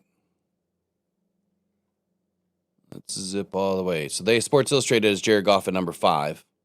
Says after week 1, plenty of people were ready to bury Goff and the Lions. Not so fast. Since losing 27-13 to the Packers on opening day, Detroit is 4-0, while Goff has accounted for 11 touchdowns and 1 interception. On the year, he's completing a league-high 75.2% of his attempts and is 5th in EPA per play, while Goff benefits from the Lions' incredible running game. See, that's I'm sorry, but that's the shit that gets to me. Yeah. While Goff benefits from the Lions' incredible running game, he's certainly doing his part. Okay. Well, while the receivers benefit from Jared Goff's passing game, they're certainly doing their part. How about that, Amon-Ra? Yeah. And listen, a lot of these are putting Patrick Mahomes way up there. He's still in 3rd on this one, and he was number 2 last week. Well, you want to know what Patrick Mahomes is this year for the Kansas City Chiefs? He's their leading rusher. They have 0 run game. Their run game is trash. Back is averaging 34 yards a game. That's how horrible he's got 318 yards on the ground this year. Mahomes does. So why does Goff get nicked for not being a runner? I don't understand it. He doesn't need to be. I would rather have a pocket passer like Tom Brady or Peyton Manning than have someone that can run around like Lamar Jackson and never make it to a Super Bowl. When's the last time Lamar Jackson won a Super Bowl? He didn't. Joe Flacco did. Joe Flacco. Yeah, one of the most immobile quarterbacks ever. Exactly. Along with Tom Brady. He wasn't running around. Joe Flacco wasn't. He never was. He was never a running quarterback, and he won a Super Bowl. Yeah, it seems like we have this conversation like, I don't know, every other week or every week or something. It's never going to change. Like, I'm looking at Fox Sports. They have Jared Goff at 2. They had him at 6, so they had him climb up 4 spots behind Josh Allen. Baker Mayfield shot up 9 spots from 12 to 3. Dak Prescott shot up from 10 to 4. Sam Darnold up in the top 5, which, hey, was I wrong about Sam? Y'all thought I was nuts about Sam Darnold. All he needed was some confidence and a team, around him, and he was going to be fine. And you know what? At his elder statesman of an age in the league, Sam is balling. He is balling out right now. Stafford's at 6. He dropped 5. Patrick Mahomes is at 7. He dropped 3. Jordan Love is at 8. He dropped from 7. Daniel Jones was at 12, and he's now at number 9. Said the same thing about Daniel Jones. He was going to be the guy this year that totally turned his career around. I need to start betting these things, but you know what happens when I bet, Eric? It doesn't happen. That's why I hate betting, because I feel like I put a curse on it. That's why I'll never bet on a Lions Super Bowl ever. I'll never do it, because if I do, I feel like it's my fault when we don't get there. So last weekend, speaking of bets, don't say it. Don't say you bet on the Super Bowl. I don't want to hear it. No, not that. No. I placed a bet, and it had a few things in it, right? I bet David Montgomery, Jahmyr Gibbs, and Isaac Tesla to all score a touchdown. Mm-hmm. They all came in, but then I had Derrick Henry. Who was the other one? And there was one other one to score a touchdown. And then I got 5 of the 6, right? So I got 5 of them right. Tesla was my super hard to get one, right? So for $5, all I needed was Mr. Cook from the Buffalo Bills to score me a touchdown on Monday night or Sunday night. And it would have paid me $700. And they offered me $209 for this bet, right? Mm-hmm. And I was like, "Oh, this is easy money. He's plus money or negative money to hit a touchdown. He's scored in every game this year." Who was this? James Cook. Oh. And he hardly touched the ball at all. They got down to the one multiple times, and it was the Josh Allen show every time. And one time he fumbled the ball at the 3-yard line, and the Bills lost the game. They never used the running game at all. They went away from the running game, went to an all-passing offense, and James Cook did not get a touchdown, and I won $0. So even when it looks like it's the best thing in the world, sometimes they don't come in. Well, talking about bets, it's after 10. Are you good? Yeah, I gotta get rolling. Okay. Give us your final 30 of the day. My final 30 this week is looking to be one epic game. I don't care what anyone says. The Lions have beat some good teams, and after playing us, I think these good teams have went down the tubes like the Baltimore Ravens, and the same thing is going to happen to the Kansas City Chiefs. They're going to be 2-4 after this week. I love it, man. Have a good day, Eric. We'll see you in the morning. Yeah, see ya. All right, buddy. Okay, so speaking of bets, I met a guy at the wedding, and he had a bet going. I think I told you guys this already. He did a 12-player touchdown score, anytime score parlay, and he was hitting. So while we were there, Gibbs finally scored, and so I think he had 2 more to go, and it was up to like $1,300 or something like that. It was a $12 bet. And he was up to $1,300. Had all of the players score. I don't remember who the last 2 were, but had they all scored, it was worth $27,000. And I'm like, man, you might want to cash that out after Gibbs scored because it was up so high. I said they're going to lock you in and they're going to make you finish, or they're going to drop your cash out. So your cash out's at $1,300, man. You bet $12, take it. Like, what's the likelihood that those 2 guys are going to score in the fourth? You know, you're in the 4th quarter now. What's the likelihood that they're going to score? You better take that money and run. He didn't take the money. And then I talked to him, I don't know, maybe 10 minutes, 15 minutes later, whatever it was. I'm like, so where's it at now? He's like, 250. I was like, oh no, you should have took it. But now he's locked in for the rest of the game. So I guess that's a lesson to be learned, man. You put $12 in. At what point do you just take the cash out? And then how bad would you feel if all 12 hit and you could have had $27K versus, I'd probably cash out at 500 just because, live to fight another day. Take the money. That would fuel me for the rest of the season. I don't bet a lot. I put, I use all the free money and then I'll put $20, $30 in.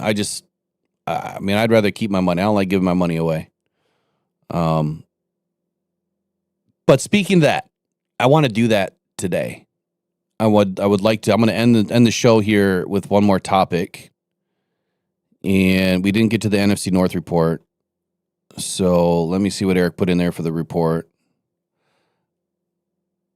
And see if any of it can hang for tomorrow. Looks like all that can hang for tomorrow. Pass rush rankings. I've been trying to do that for 3 days now.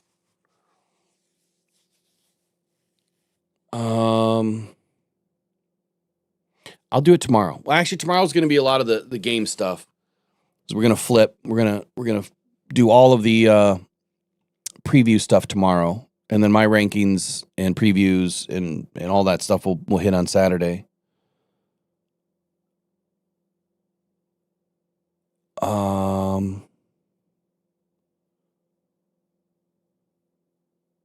All right, so I want to do a parlay with you guys. You guys help me pick it. And if we win, obviously we're going to do something cool with it. So if we win, a lot of it's just going to go right back to the channel. Like that's the goal, right? So I want to do something cool for you guys. And let's pick one. So if you guys are in, you want to stick around for another, I don't know, 10, 15 minutes, we'll do like a 12-person parlay or something. And then tomorrow we'll get into the game. Tonight is Thursday. I know we missed Gripes and Hype last night, so I'm going to do it today. I'll do Gripes and Hype tonight, and then I'll work on the Chiefs' keys to the game today, and it'll be out by Saturday. So it'll be a video for that, or we'll do a live, and then the article will come out. But we got Thursday Night Football, so I got to get all my picks out today too. But I'd rather do a 12-person anytime score. So if you guys are in, let's do it. Let's do a 12-person parlay here. Anytime score. And we're looking at Philadelphia Eagles and the New York Giants. So what player do you think is going to score out of this game? You have Saquon Barkley, Jalen Hurts, Cameron Scatabo, A.J. Brown, Dallas Goedert, Devonta Smith, Jackson Dart, Wan'Dale Robinson, Tyrone Tracy, Theo Johnson.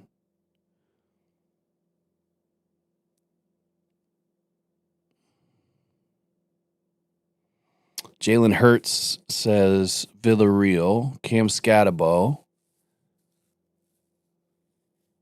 Man, Cam had a rough week the other week. I didn't highlight that, but he fumbled. And I seen a video. He was like, I have no gloves. I need gloves. Like, dude, you should be able to hold the ball without gloves. It's your fault, man. You got to bring your own gloves. I don't know why a running back would never... Like, I would wear gloves all the time because they're so sticky. You guys really think Scatabo is going to score? Scatabo is plus 165 right now. Hurts is minus 130. And I don't care about the positive or negative. Saquon Barkley is a minus 150. So if I were to look at the New York Giants defense, here, let's ask AI to help me real quick. Let's see what they say. Old Jeff. Let's see what Jeff says. Where do the Giants give up the most TDs this season?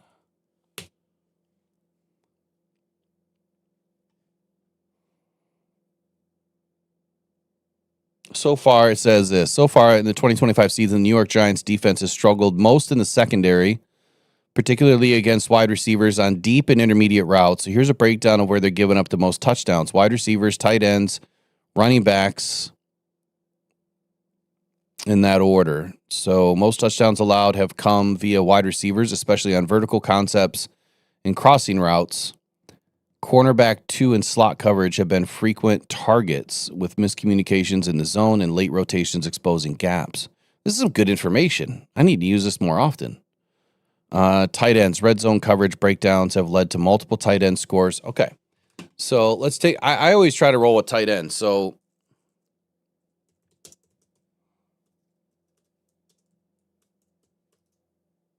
let's do Giants, tight ends versus, Giants defense versus tight ends. 2025.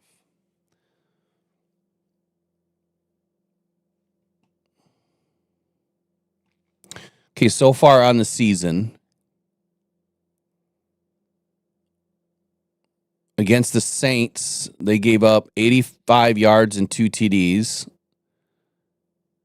Against the Chargers, they gave up 30 yards and a TD. Kansas City, they didn't give anything up, really. Against Dallas, they didn't do anything. Against Washington, they didn't do anything. So there's only been 3 touchdowns this year scored against the Giants. And that was the most recent game. So the question is, do the Eagles have a better opportunity with Dallas Goedert? So then I guess the next look would be, and now I'm doing this on the fly. Like normally I would probably put an hour's worth of research into this. But Dallas Goedert's been scoring, man. He's got 4 TDs on the season. See, I'd probably roll with Goedert. 1,000%.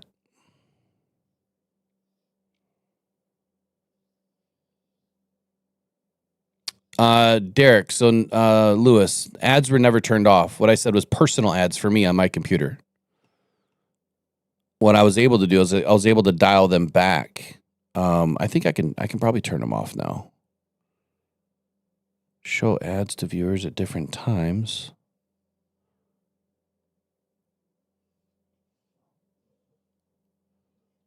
They've changed everything. And I think you guys we're very close. Tomorrow we'll try to roll ad free. I can just set it up and just go ad free. We'll do that tomorrow. We'll go ad free no matter what. I don't know what poll you guys are talking about. I'm not trying to do a poll. So Dallas Goedert is who I would pick tomorrow. I'm just going to roll with that. I'm sorry, Dallas Goedert is who I would pick today. That's what I'm going to roll with. So Dallas Goedert, anytime scorer, that's number one. All right, let's look at another game. Broncos and Jets.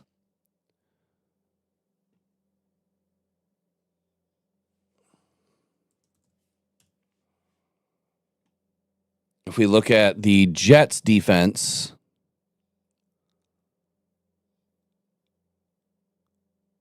man, they haven't given up squat to tight ends.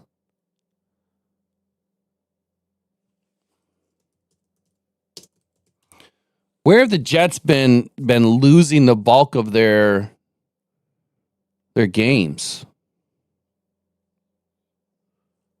They've only given up 1 rushing TD this season.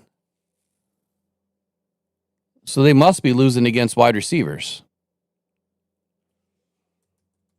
I mean, that does sound like an Aaron Glenn defense.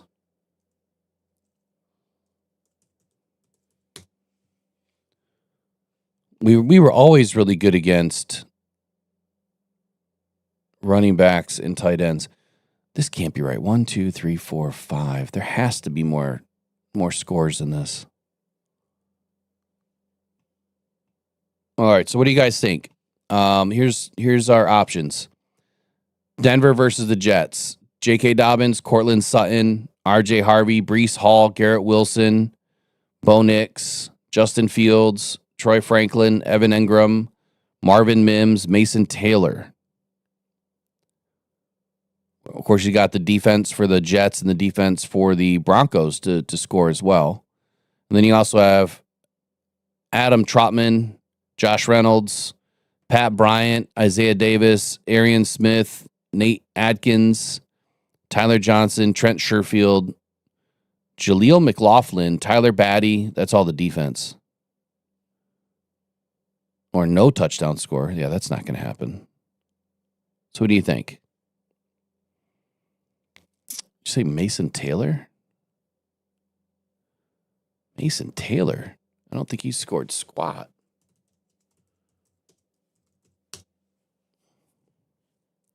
He has no TDs on the season.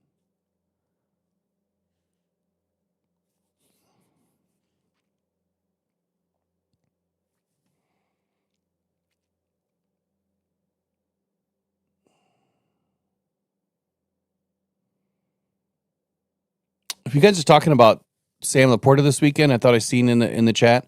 Look, Sam's gonna have a big game in this game. Absolutely, he's going to. Yeah, J-Mo's not producing right now for whatever reason. I don't think it's related to his ability. I just think that there's a ton of mouths to feed, and he's doing a great job blocking downfield. So I can't be mad at J-Mo right now. I will say that it is a bit concerning that he's not involved in the game plan, but I'm less concerned, and I feel like he's going to be just fine.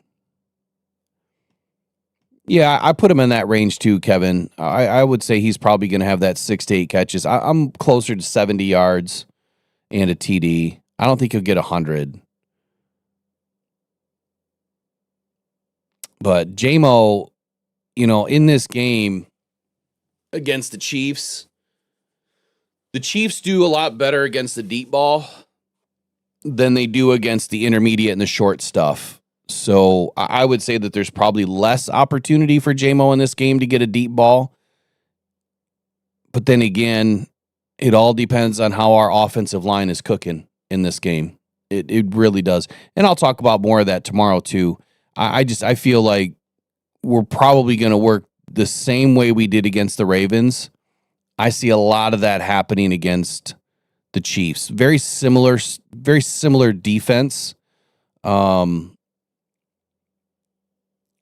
then again, let me dig in tonight because I got a lot of research to do tonight.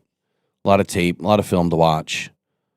But I think that it's going to be another Amon-Ra St. Brown type of a day, and as long as he's healthy. So I didn't get into the wrist thing. JMO's wrist injury. So he was listed, and I didn't get into the injury report. You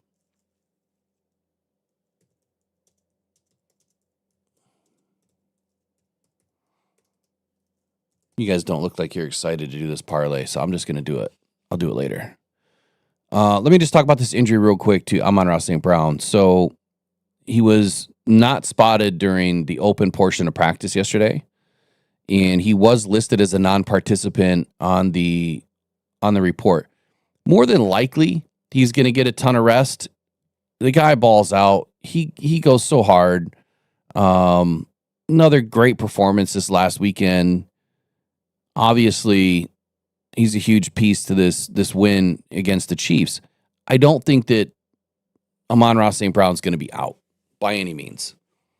If he has a wrist injury, the biggest question is it going to affect his ability to catch the ball? That's the biggest question.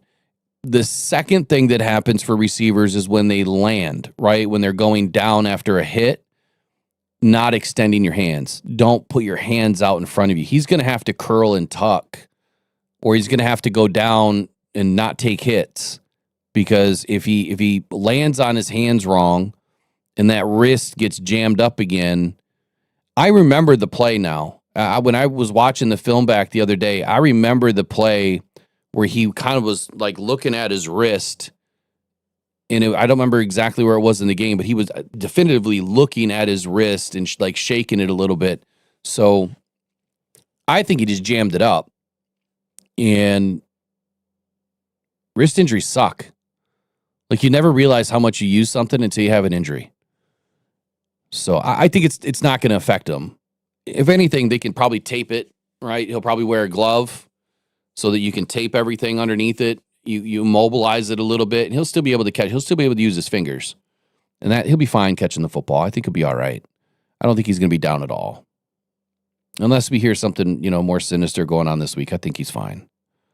He's just probably getting some rest and a little bit of rehab, so he can be ready for the Chiefs. He's a dog, man. This dude ain't coming out the game. He's not going to not play.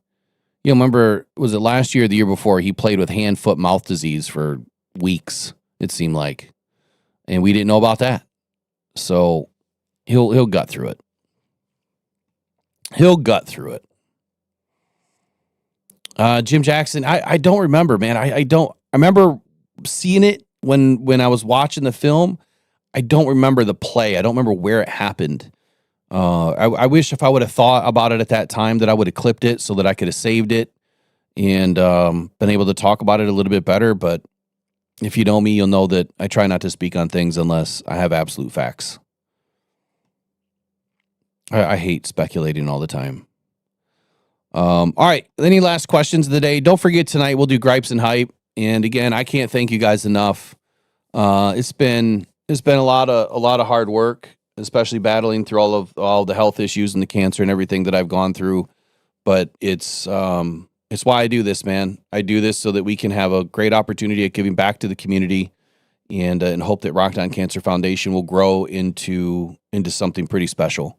And it's because of all of your hard work and everybody that shows up every day to watch the videos, to join the live streams, donating. I mean, you guys have done an excellent job. We give back, and 10,000 subscribers is not easy. I can't even remember how many channels. Here, I can find out.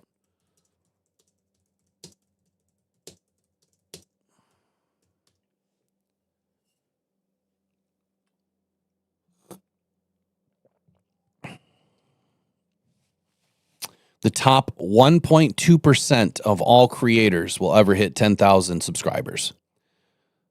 It's an elite tier, according to the metrics that are available here online. And that's pretty special, man. Like 10K is amazing. The next is 100K. So like 10K is no different from 20 or 30 or 50. It's 100K that would be the next one. And that's extremely difficult to get to. You're in the top 1% to get to 100K. And I'm not even saying that's where I want this channel to go. It's not really totally necessary. Obviously, we want to be able to reach more people. I think that we try to do the right thing here. And if I would say so myself, and based on the things that I've read, and I can't thank you enough for all of the messages. Matter of fact, let me just read a couple, because I think there's some people that really understand the values that we try to stick to, that I try to stick to. And one of his best seasons how important it is to me. Sorry, I had to mute that real quick. To try to do everything with truth and honesty and transparency as much as possible, because getting into any sort of media, the one thing I dislike about the media is that they've lost their way. And independent media is so important today, and it's very important to try to have neutral opinions that are not directed by narratives. And I'm not directed by narratives. I talk about some hard stuff sometimes. There's a few key players that we're not allowed to talk about, like Aiden or JMO or Goff, without catching holy hell and flack from the fan base, whether it's a good or a bad take, a good or a bad segment, meaning it could be some criticism involved. It's hard. I'm not afraid, right, to talk about things. Just understand I always do it from a place of love and respect for those guys, and I try to do it from a place of truth and honesty and transparency. I think that's the most important way to do it from. But there was some really good comments.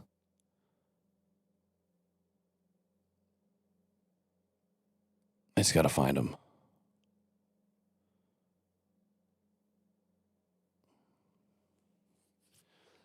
Here's one. It says, thanks again for getting us Lions fans the truth so quickly.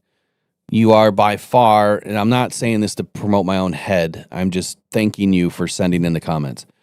You are by far the best person out there dissecting our team and breaking things down. You have a treasure trove of great knowledge. John Smith, thank you. I don't think I'm the best. I just think I'm part of the equation. That's it, man. I'm just part of the equation. And I always want to get better. So there's a lot of things I do wrong. There's a lot of things that I'm not great at. And I'll get there. I'll get there. Some other ones here.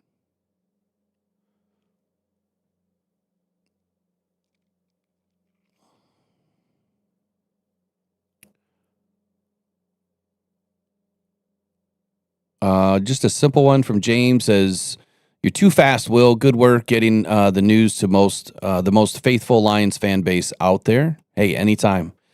Anytime I can be first, it's great. But I try not to be first because I want to be accurate. And that doesn't always work well with YouTube. You have to get accurate. But being first obviously puts you in front of, a lot of people quickly. And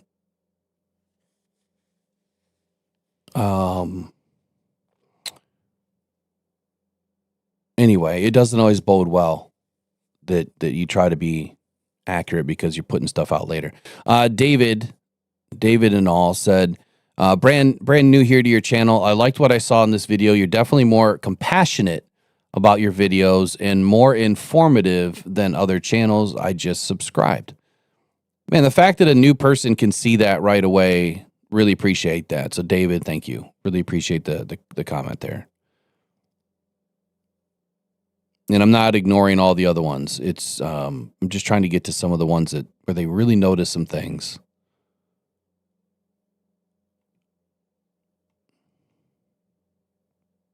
And I do try to get to everybody, by the way. Stephanie says, yes, I like to trade. Injuries happen. I love my Lions. I love your show. You get right down to it. No clickbait or bashing the players. Thank you for all you do. By the way, I live in Iowa, and all of the Chiefs live by all the Chiefs fans. Born and raised in the D. I'm hoping to come home for the Thanksgiving Day game. That's my 59th B-Day. Lions beat Green Bay. Love it. Love it, love it, love it. Snapper says, thank you for posting actual content and info instead of clickbait bull.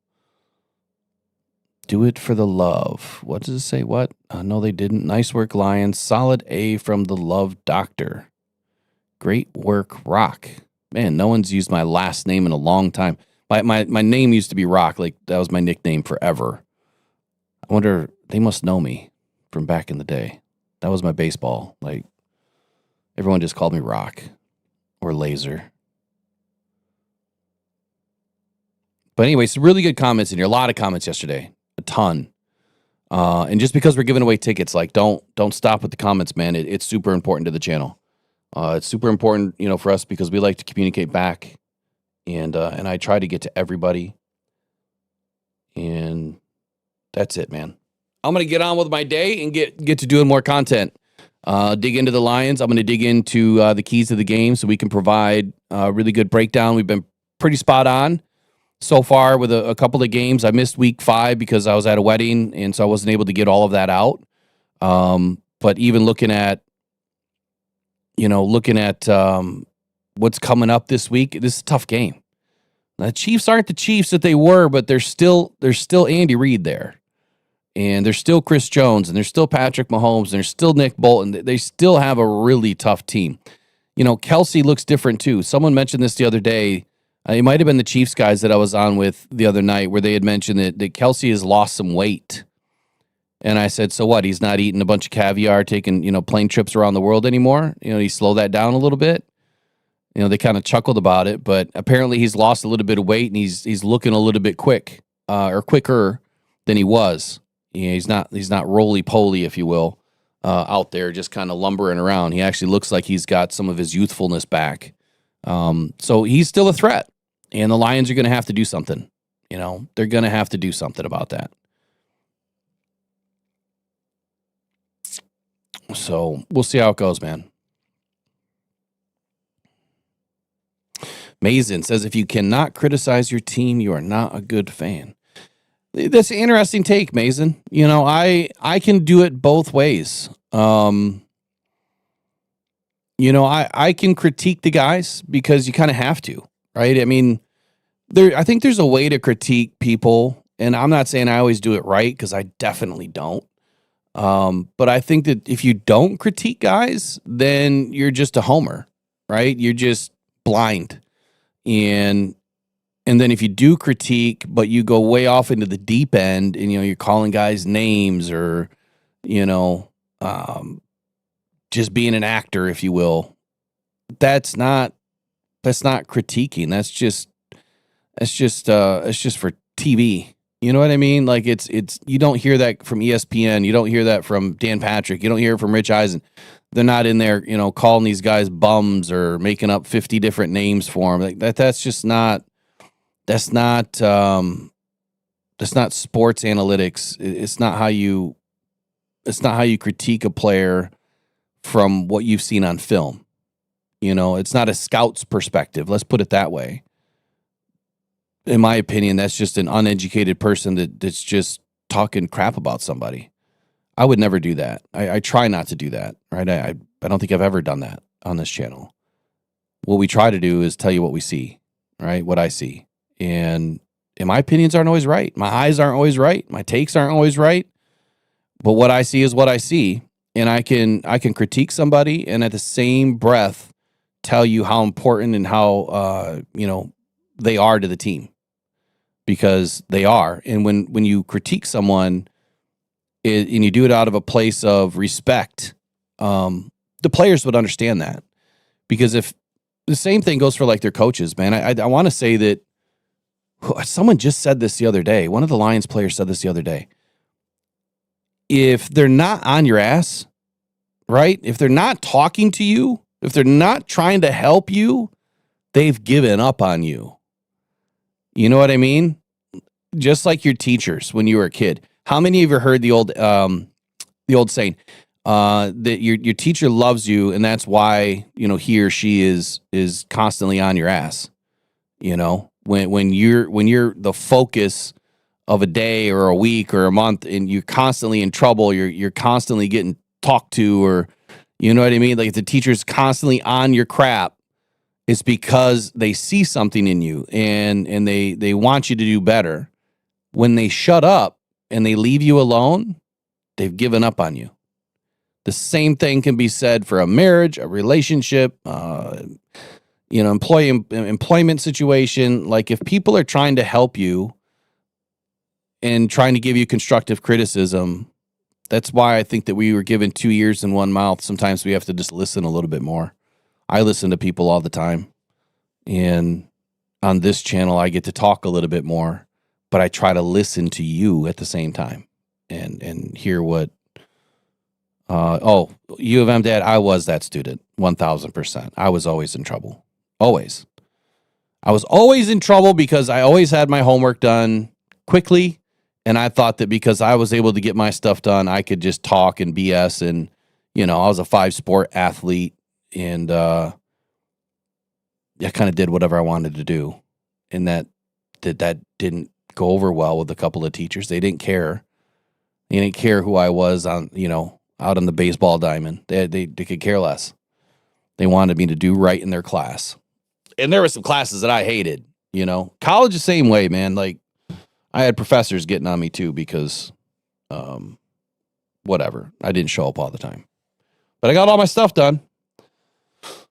So same thing goes for this, man. If you really appreciate a player like I do with Aiden, I really appreciate what he does on the football field. But that's also why I hone in on him a little bit more than other guys, because you are constantly talking about the edge position. And if you're constantly talking about the edge position and bringing it up, well, what am I supposed to do? Talk about the linebackers? Talk about the running backs? No, I got to talk about the edge position. So it doesn't mean I'll always do that, but at some point I think we'll get over it. And I think the best way to get over it is just to kind of leave it alone, over a period of time. But there's a couple of players who wanted to key in on this year, and that's Aiden, because he's coming back from this nasty leg injury. And how is he doing? Where is he progressing? Aiden is an extremely valuable and important component to this team. He's a second pick overall. So I expect a lot, right? You expect more. And if he's going to be compared to elite or the best ever, then you better believe I'm going to come with information, stats, and facts to have both conversations. And that was,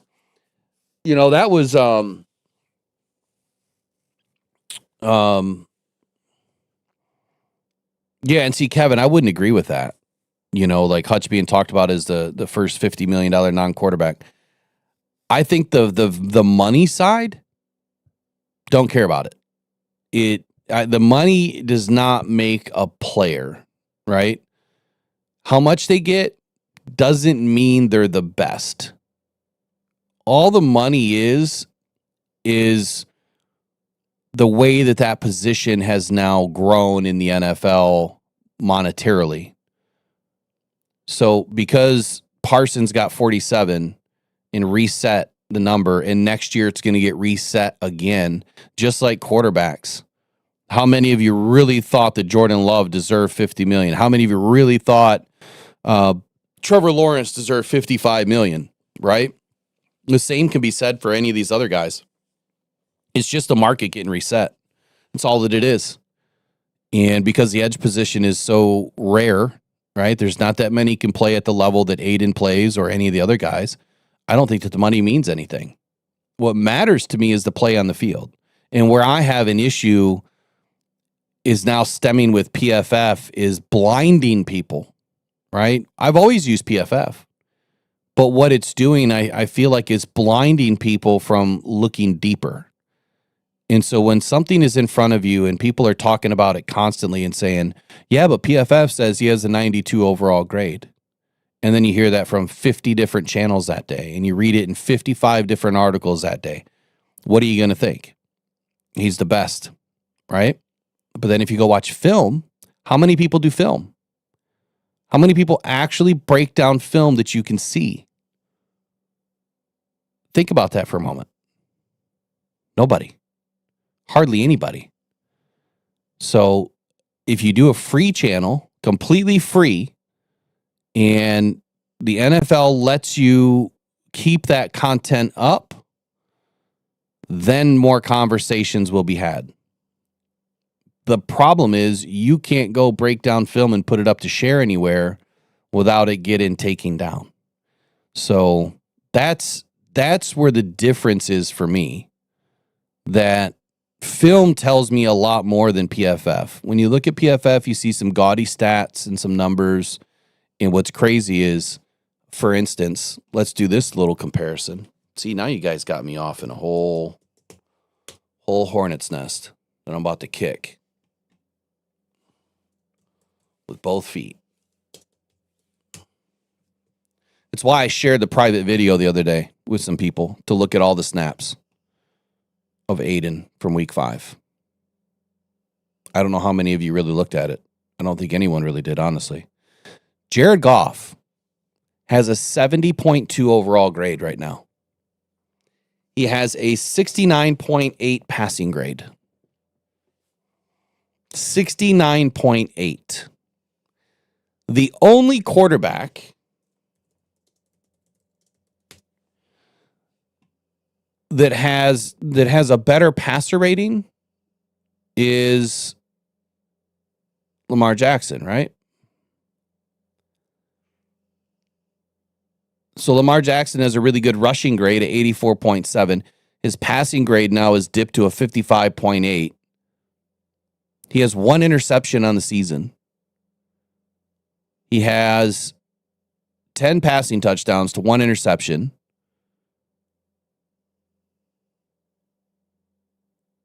And 3 big-time throws, 6 turnover-worthy plays. Jared Goff has 5 big-time throws, 5 turnover-worthy plays. He's averaging only 2.71 seconds of time to throw, whereas Lamar Jackson has a whole half a second more. Jared Goff has thrown 12 passing TDs to 2 interceptions. He's thrown for 1,187 yards.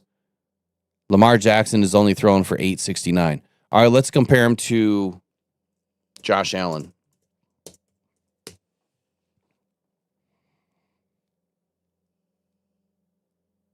Josh Allen has an 80.3 passing grade.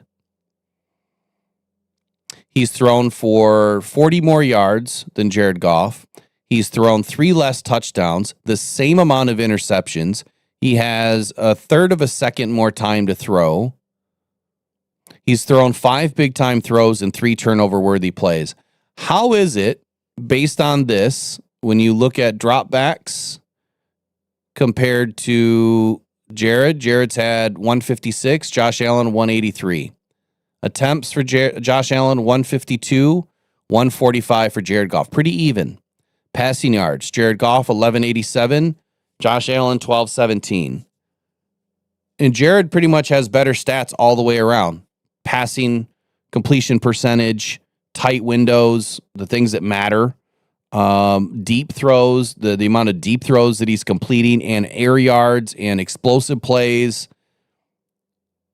That all starts with the quarterback.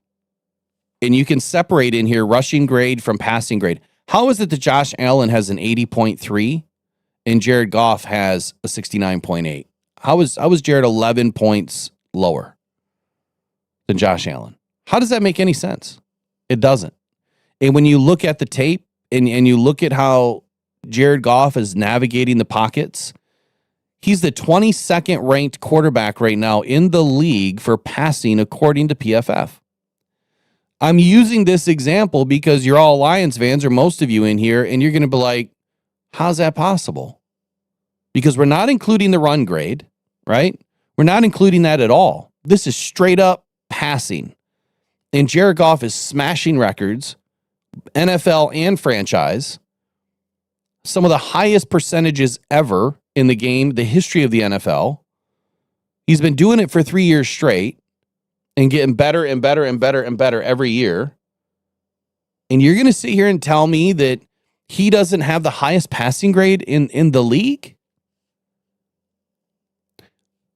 When you watch the tape, it'll tell you. When you watch the film, it'll tell you that he's elite. And there is no difference between what he's doing and what, according to them, the highest ranked quarterback in passing is doing. Let me get to that. Let me get that open. Passing grades. Right now, you're going to tell me, but so Marcus Mariota is only played, 2 games? So let's do minimum dropbacks. I'm going to whittle this down to 140, because I know he's had at least that. Highest passing grade is Matthew Stafford. Sam Darnold is next. Dak Prescott is third. Josh Allen is fourth. Then Herbert, then Jones, then Mayfield, then May, then Williams, Hurts, and then Goff at 11. 140 dropbacks is what I put in. Okay, and Jared Goff has the 11th highest passing grade at 70.2. Our 11th overall grade at 70.2. Passing grade, Jared Goff is still 11 at 69.8. But if you go in and compare, here's what I'll do. TDs, Jared Goff is 1. Yards per attempt, Jared Goff is 3. Yards, Jared Goff is 10. Consider the fact that we have a crazy good run game. What is this? What is this one? Can't read it.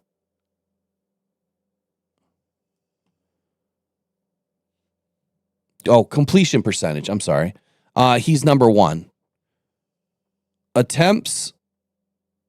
Jared Goff has only thrown the 18th most attempts, but he's completed 109 of them. Dropbacks. He's 156. So on dropbacks, Jared Goff is he's way down there at 20. But the ones that matter the most, completion percent, 1. Yards, 10. Yards per attempt, which is super important, 3. Interceptions to TD ratio, 12 TDs to 2 interceptions. That's really high up there. Only Jalen Hurts hasn't thrown a pick, and only Spencer Rattler and Baker Mayfield have thrown for 1. Everybody else has thrown 2 or more. When you look at graded throws, tight window percentage, Jared Goff is 9th. And that stat's really close between 5th and 9th, and between 2nd and 4th. And then Geno Smith is number 1 at 5.1. Sacks. Jared Goff is the 8th best quarterback in the league right now, only taking 8 sacks. And that's only because this last game we had some issues with who we had in there, right? Time to throw. Jared Goff is 2.71 seconds of time to throw, which would rank the 7th least amount of time. Matthew Stafford, 2.56, has the least amount of time to throw in the league. His passer rating is 120.7, which puts him at number 1. How is his passer rating, passing grade, 11th out of all these guys? It makes Sam Darnold's not better. Dak Prescott's not better. Josh Allen is not better. None of these guys are better passing the football than what Jared Goff is. So to me, it's somebody else's eyes putting a narrative together and spinning it. That's what they're doing. They're putting this narrative together to make Jared Goff look like something he's not, instead of taking it for what he is, which he's a high-level quarterback. No one wants to give him his credit because Sean McVay said he was no good. That's why. Nobody wants to give him his credit because he's playing for Detroit. Or then nobody wants to give him his credit because they're giving it all to Amon-Ra St. Brown. Sorry, Jared Goff built Amon-Ra St. Brown. Together, they work together. But there is no Amon-Ra without Jared Goff. if you look at that, and I've said this before, if you look at what happened with Amon-Ra St. Brown, would it have happened with any other quarterback in team? Had he been on any of the other top 5 passing teams that have stayed healthy, and he was a 4th-round pick, and he was at the bottom of the depth chart, would he have ever climbed to the top had everybody stayed healthy? The answer, I would take a guess here, I would say no. And it's not because he's not a hard worker. It's not because he doesn't deserve it. It's not because he's not who he is. It's because great football players sometimes never make it to the top because the guys that were on top of them when they came into the league stayed on top. And they didn't fall off. They didn't have injuries. There's some extremely good football players that you've never heard about. They were probably better than some of the most elite football players we've ever seen. And it's quite simply a depth chart situation. And trust, because this league is all about trust. If your coach can't trust you because you haven't been in the game to prove it yet, how's he ever going to build trust? You can only build so much trust in practice. So, Jared Goff can play outside. Jared Goff can play in a dome. Jared Goff can play in cold weather. Jared Goff doesn't fumble the football, right? Occasionally it'll happen. But who hasn't? Jared Goff's just done it way less than all the other guys. I'm sorry. There's not a smarter quarterback out there, in my opinion. Yeah, is he a little bit goofy? Sure. Is he quiet? Maybe in front of everybody else, but not behind the scenes. He's not. And does that even matter? No. What he does on the football field matters. So the whole point that I was trying to make with all this is how does this correlate with edge rusher grades and whatnot, right? So when you look at a PFF score, you guys know what Jared Goff has done.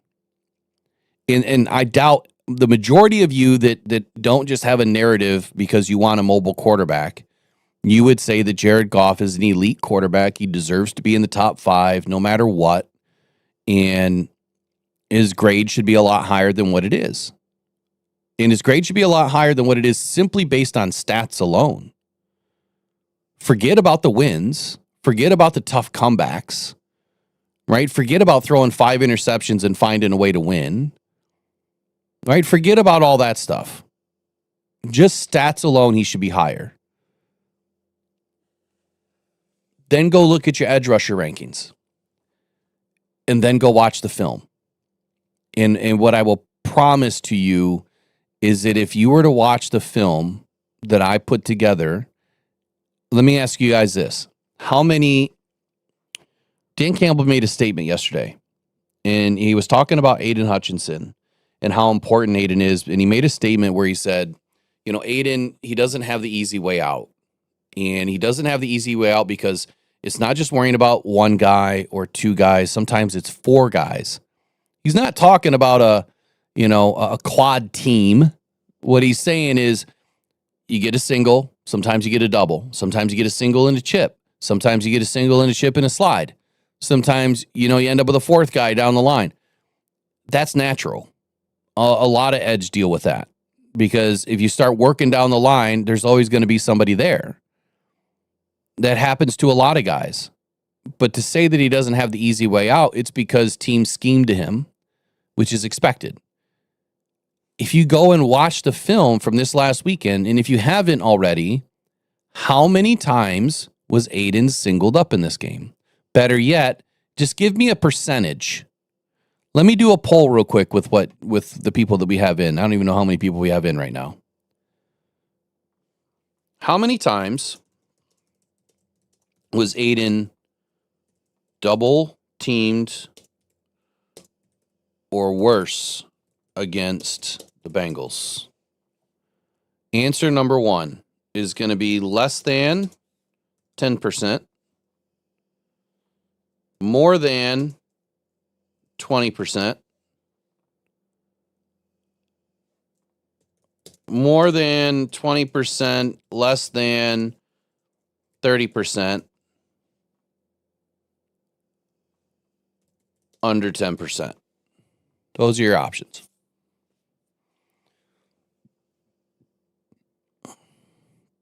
Okay. Jim, I'm glad you put that in there. Now just remember, we're having a conversation. Okay. So when I give you the facts, we're having a conversation. That's it. I don't ever attack anybody or, try to go at somebody.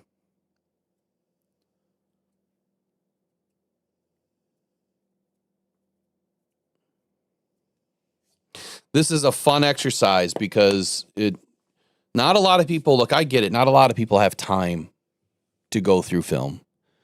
I mean, you just spent 3 hours watching a football game and then another, 2 hours to go through film. Like if you're really going to go through a game, it should take you just about as long to go through a game in the film. I'm sorry. It should take you about as long to go through the film as it did watching the game, depending on what you're looking for. I went through 54 snaps of Aiden Hutchinson. And I even said at the very beginning I wasn't going to go through all of them, but I ended up doing it.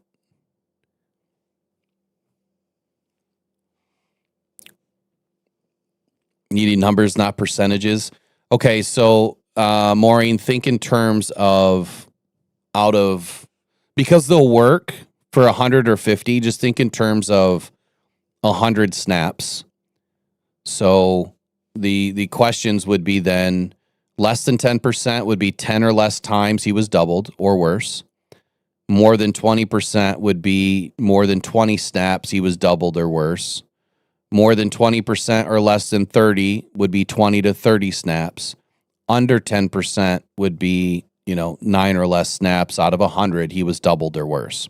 So if you break that down to 50 snaps, because he was in for about 54 or 58 snaps in this game, that would mean at 10%, he would have been doubled, 10, I put less than 10 and under 10 in there. I shouldn't have done that. So one of them should be more than. So if you put in under 10%, that'll be more than 10%. Less than 10% is still less than 10%. So anyway, 10% would be 5 snaps. Roughly 5 or 6 snaps. So you might have to whoever flip-flop your thing. So under 10% is actually more than 10%. And if you watch the film that I sent out to some of you, you have the answer. And see, when I talk about narratives, and I asked somebody else to check my work too, that knows what they're doing. And I thought it was an interesting feedback. Now, what I will say is the same thing as the feedback I got. I do believe that Aiden gave Brown some grief in this game.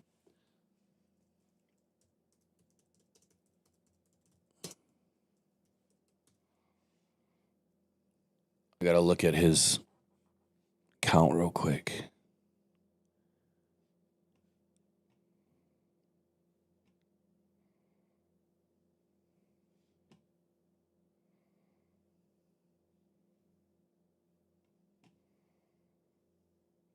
I want his count.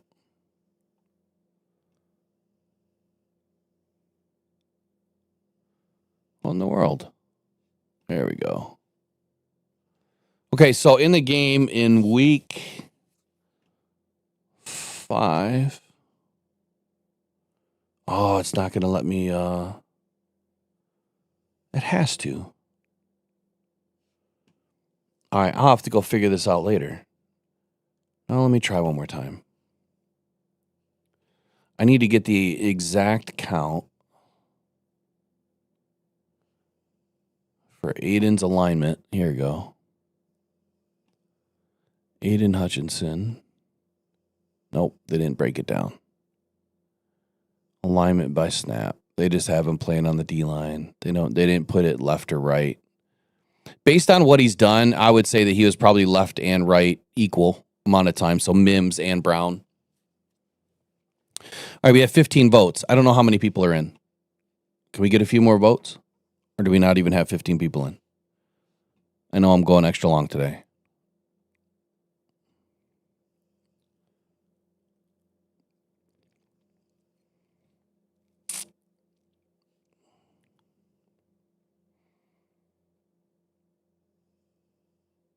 Oh, we still have 100 people in. Come on, let's go. Let's get a few more votes.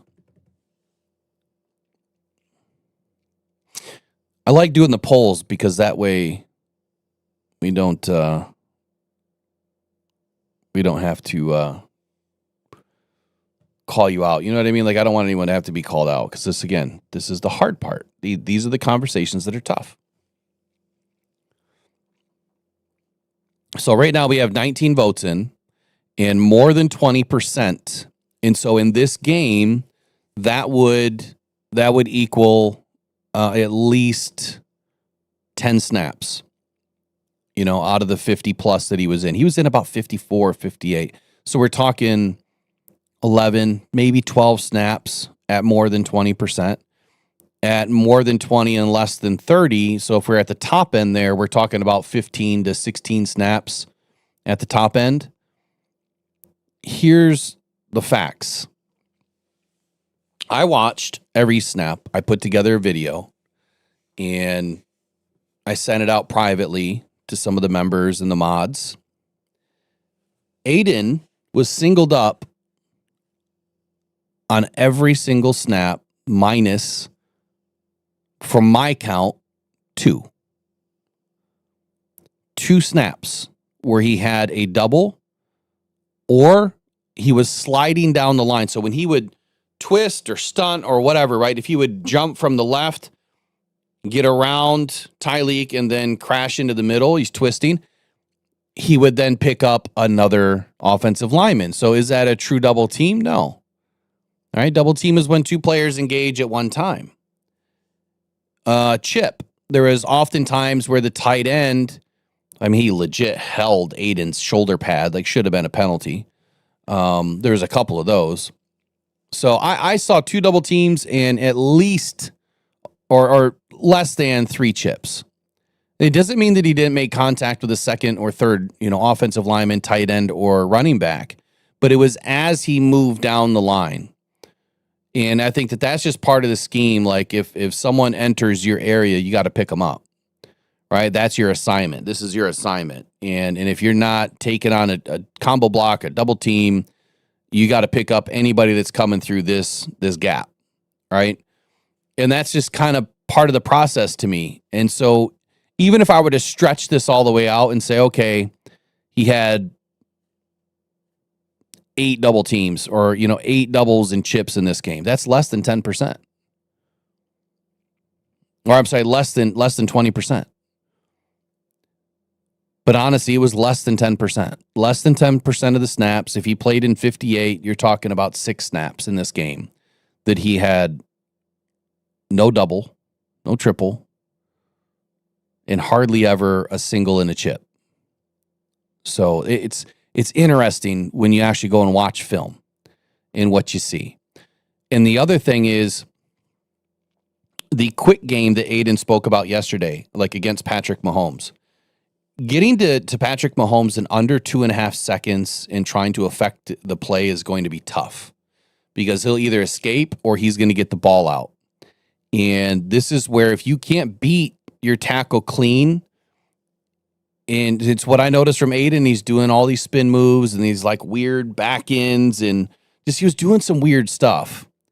And I said in the very beginning of this tape or this video, I said, I don't know what he just did, but if he was trying to bait Browning to take that hole, then maybe he would have got him for a TFL or maybe he would have got him for a sack.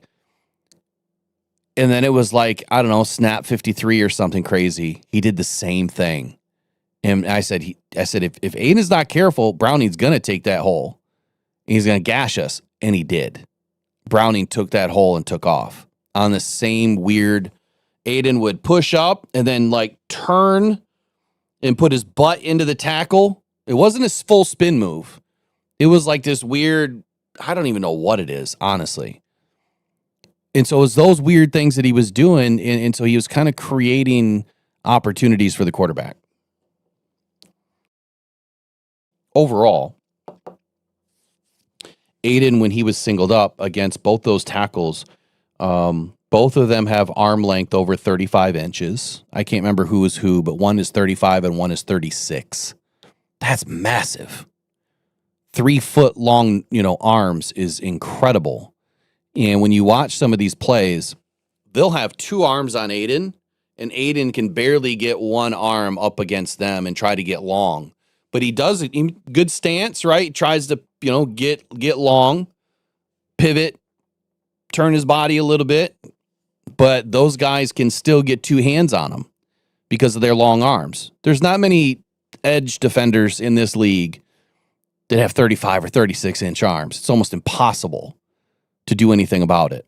And that's where you have to have speed, and you have to have good shed technique and good swipe technique so that you can just beat them clean to get around them or underneath them. And what I saw in this game was, I thought, a little bit more contained from Aiden, if that's what you want to call it, because he wasn't always trying to go around to get to the quarterback. But when he did, it worked. So watch the film. It will tell you a lot that nobody else is telling you. And I'm not going to stretch this to Aiden, but I do believe that PFF is full of it. And what I mean by that is, you have a former player, a color analyst or whatever Collinsworth was, and he's a major investor since 2014 into PFF. And back then PFF was valued less than 10 million, and he bought majority stake.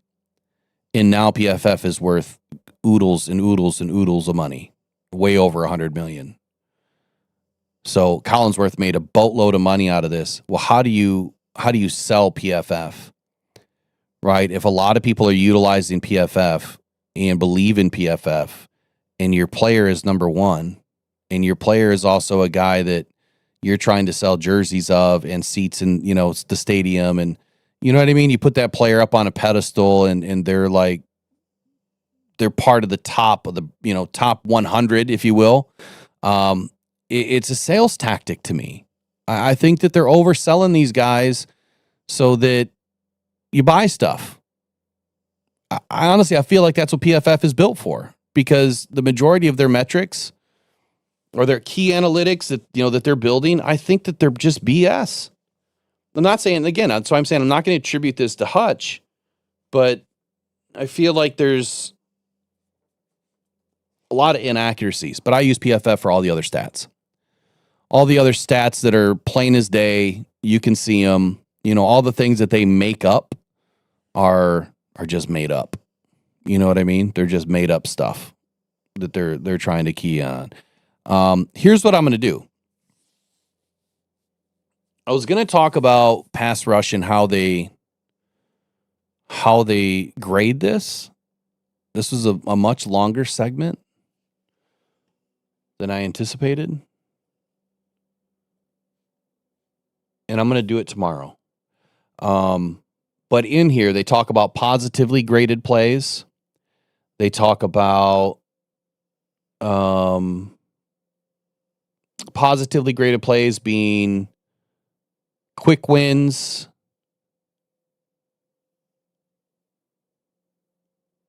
batted passes, even on slower developing wins, ones that affect the quarterback within the flow of progressions. The batted passes, like I already said, can earn a high grade as a pass rusher. Not all sacks are created equally. They say in here that while sacks have generally been the barometer of which pass rushers are judged, years of data support that while extremely valuable, achieving a sack can come in many forms. It's exactly what I've been saying for a long time. And so when we read through this tomorrow, I think that you're going to be enlightened not only about how sacks are viewed and why I've always stood firm on TFLs are more important, but also how sacks are not the only barometer of how your defense is doing. And clearly we know that. We know that as, the Lions defense has been good without leading in sacks, and now we're leading in sacks. And our defense hasn't been as good, but our grading is better. So it's weird. It's totally backwards if you only look at PFF. That's why PFF is so different from any of these other sites when you look at rankings. They're totally different. They have, negatively graded plays in here, missed tackles, missed sacks. They have all sorts of stuff that we're going to go in. And then it also has film study with it. So we'll be able to look at all of these. And I'm just not going to monetize tomorrow. We're going to do this. We're going to talk about the Chiefs. And I'm going to do each one of these segments because there's wide receivers, there's quarterbacks, there's all sorts of stuff that we can do in talking about this situation. Or maybe I'll do it tonight. Maybe I'll do it tonight for gripes and hype. We'll do this and we'll take phone calls. So I'm going to run. It's after 11. I need to get some food. You guys have been awesome. Thanks again for helping us get to 10K. And just remember, not all conversations are created equally. There's going to be some tough days. There's going to be some tough conversations, but just know it's always from a place of respect and always try to do it from a place of facts. Hopefully that gets us over the edge. And people will start to recognize and realize that we're just not here for clicks. Like, if I was doing this for money, I wouldn't be doing this for money. Trust me, I would not be doing it for money. Not unless I had millions of subscribers and getting hundreds of thousands of views per video, right? Like some of these other huge YouTube channels get. And even then, do the math. That's only a couple $100,000 a year. So would it be worth it? Maybe if you're making that kind of money doing it. But not what these channels bring in. It's just not enough. Even a million views a month wouldn't be enough. So that's why we don't do it for money, man. We do it for the love of football and your Detroit Lions and community. With that, I'll yield back my time and we'll catch you guys next one. All right, bye.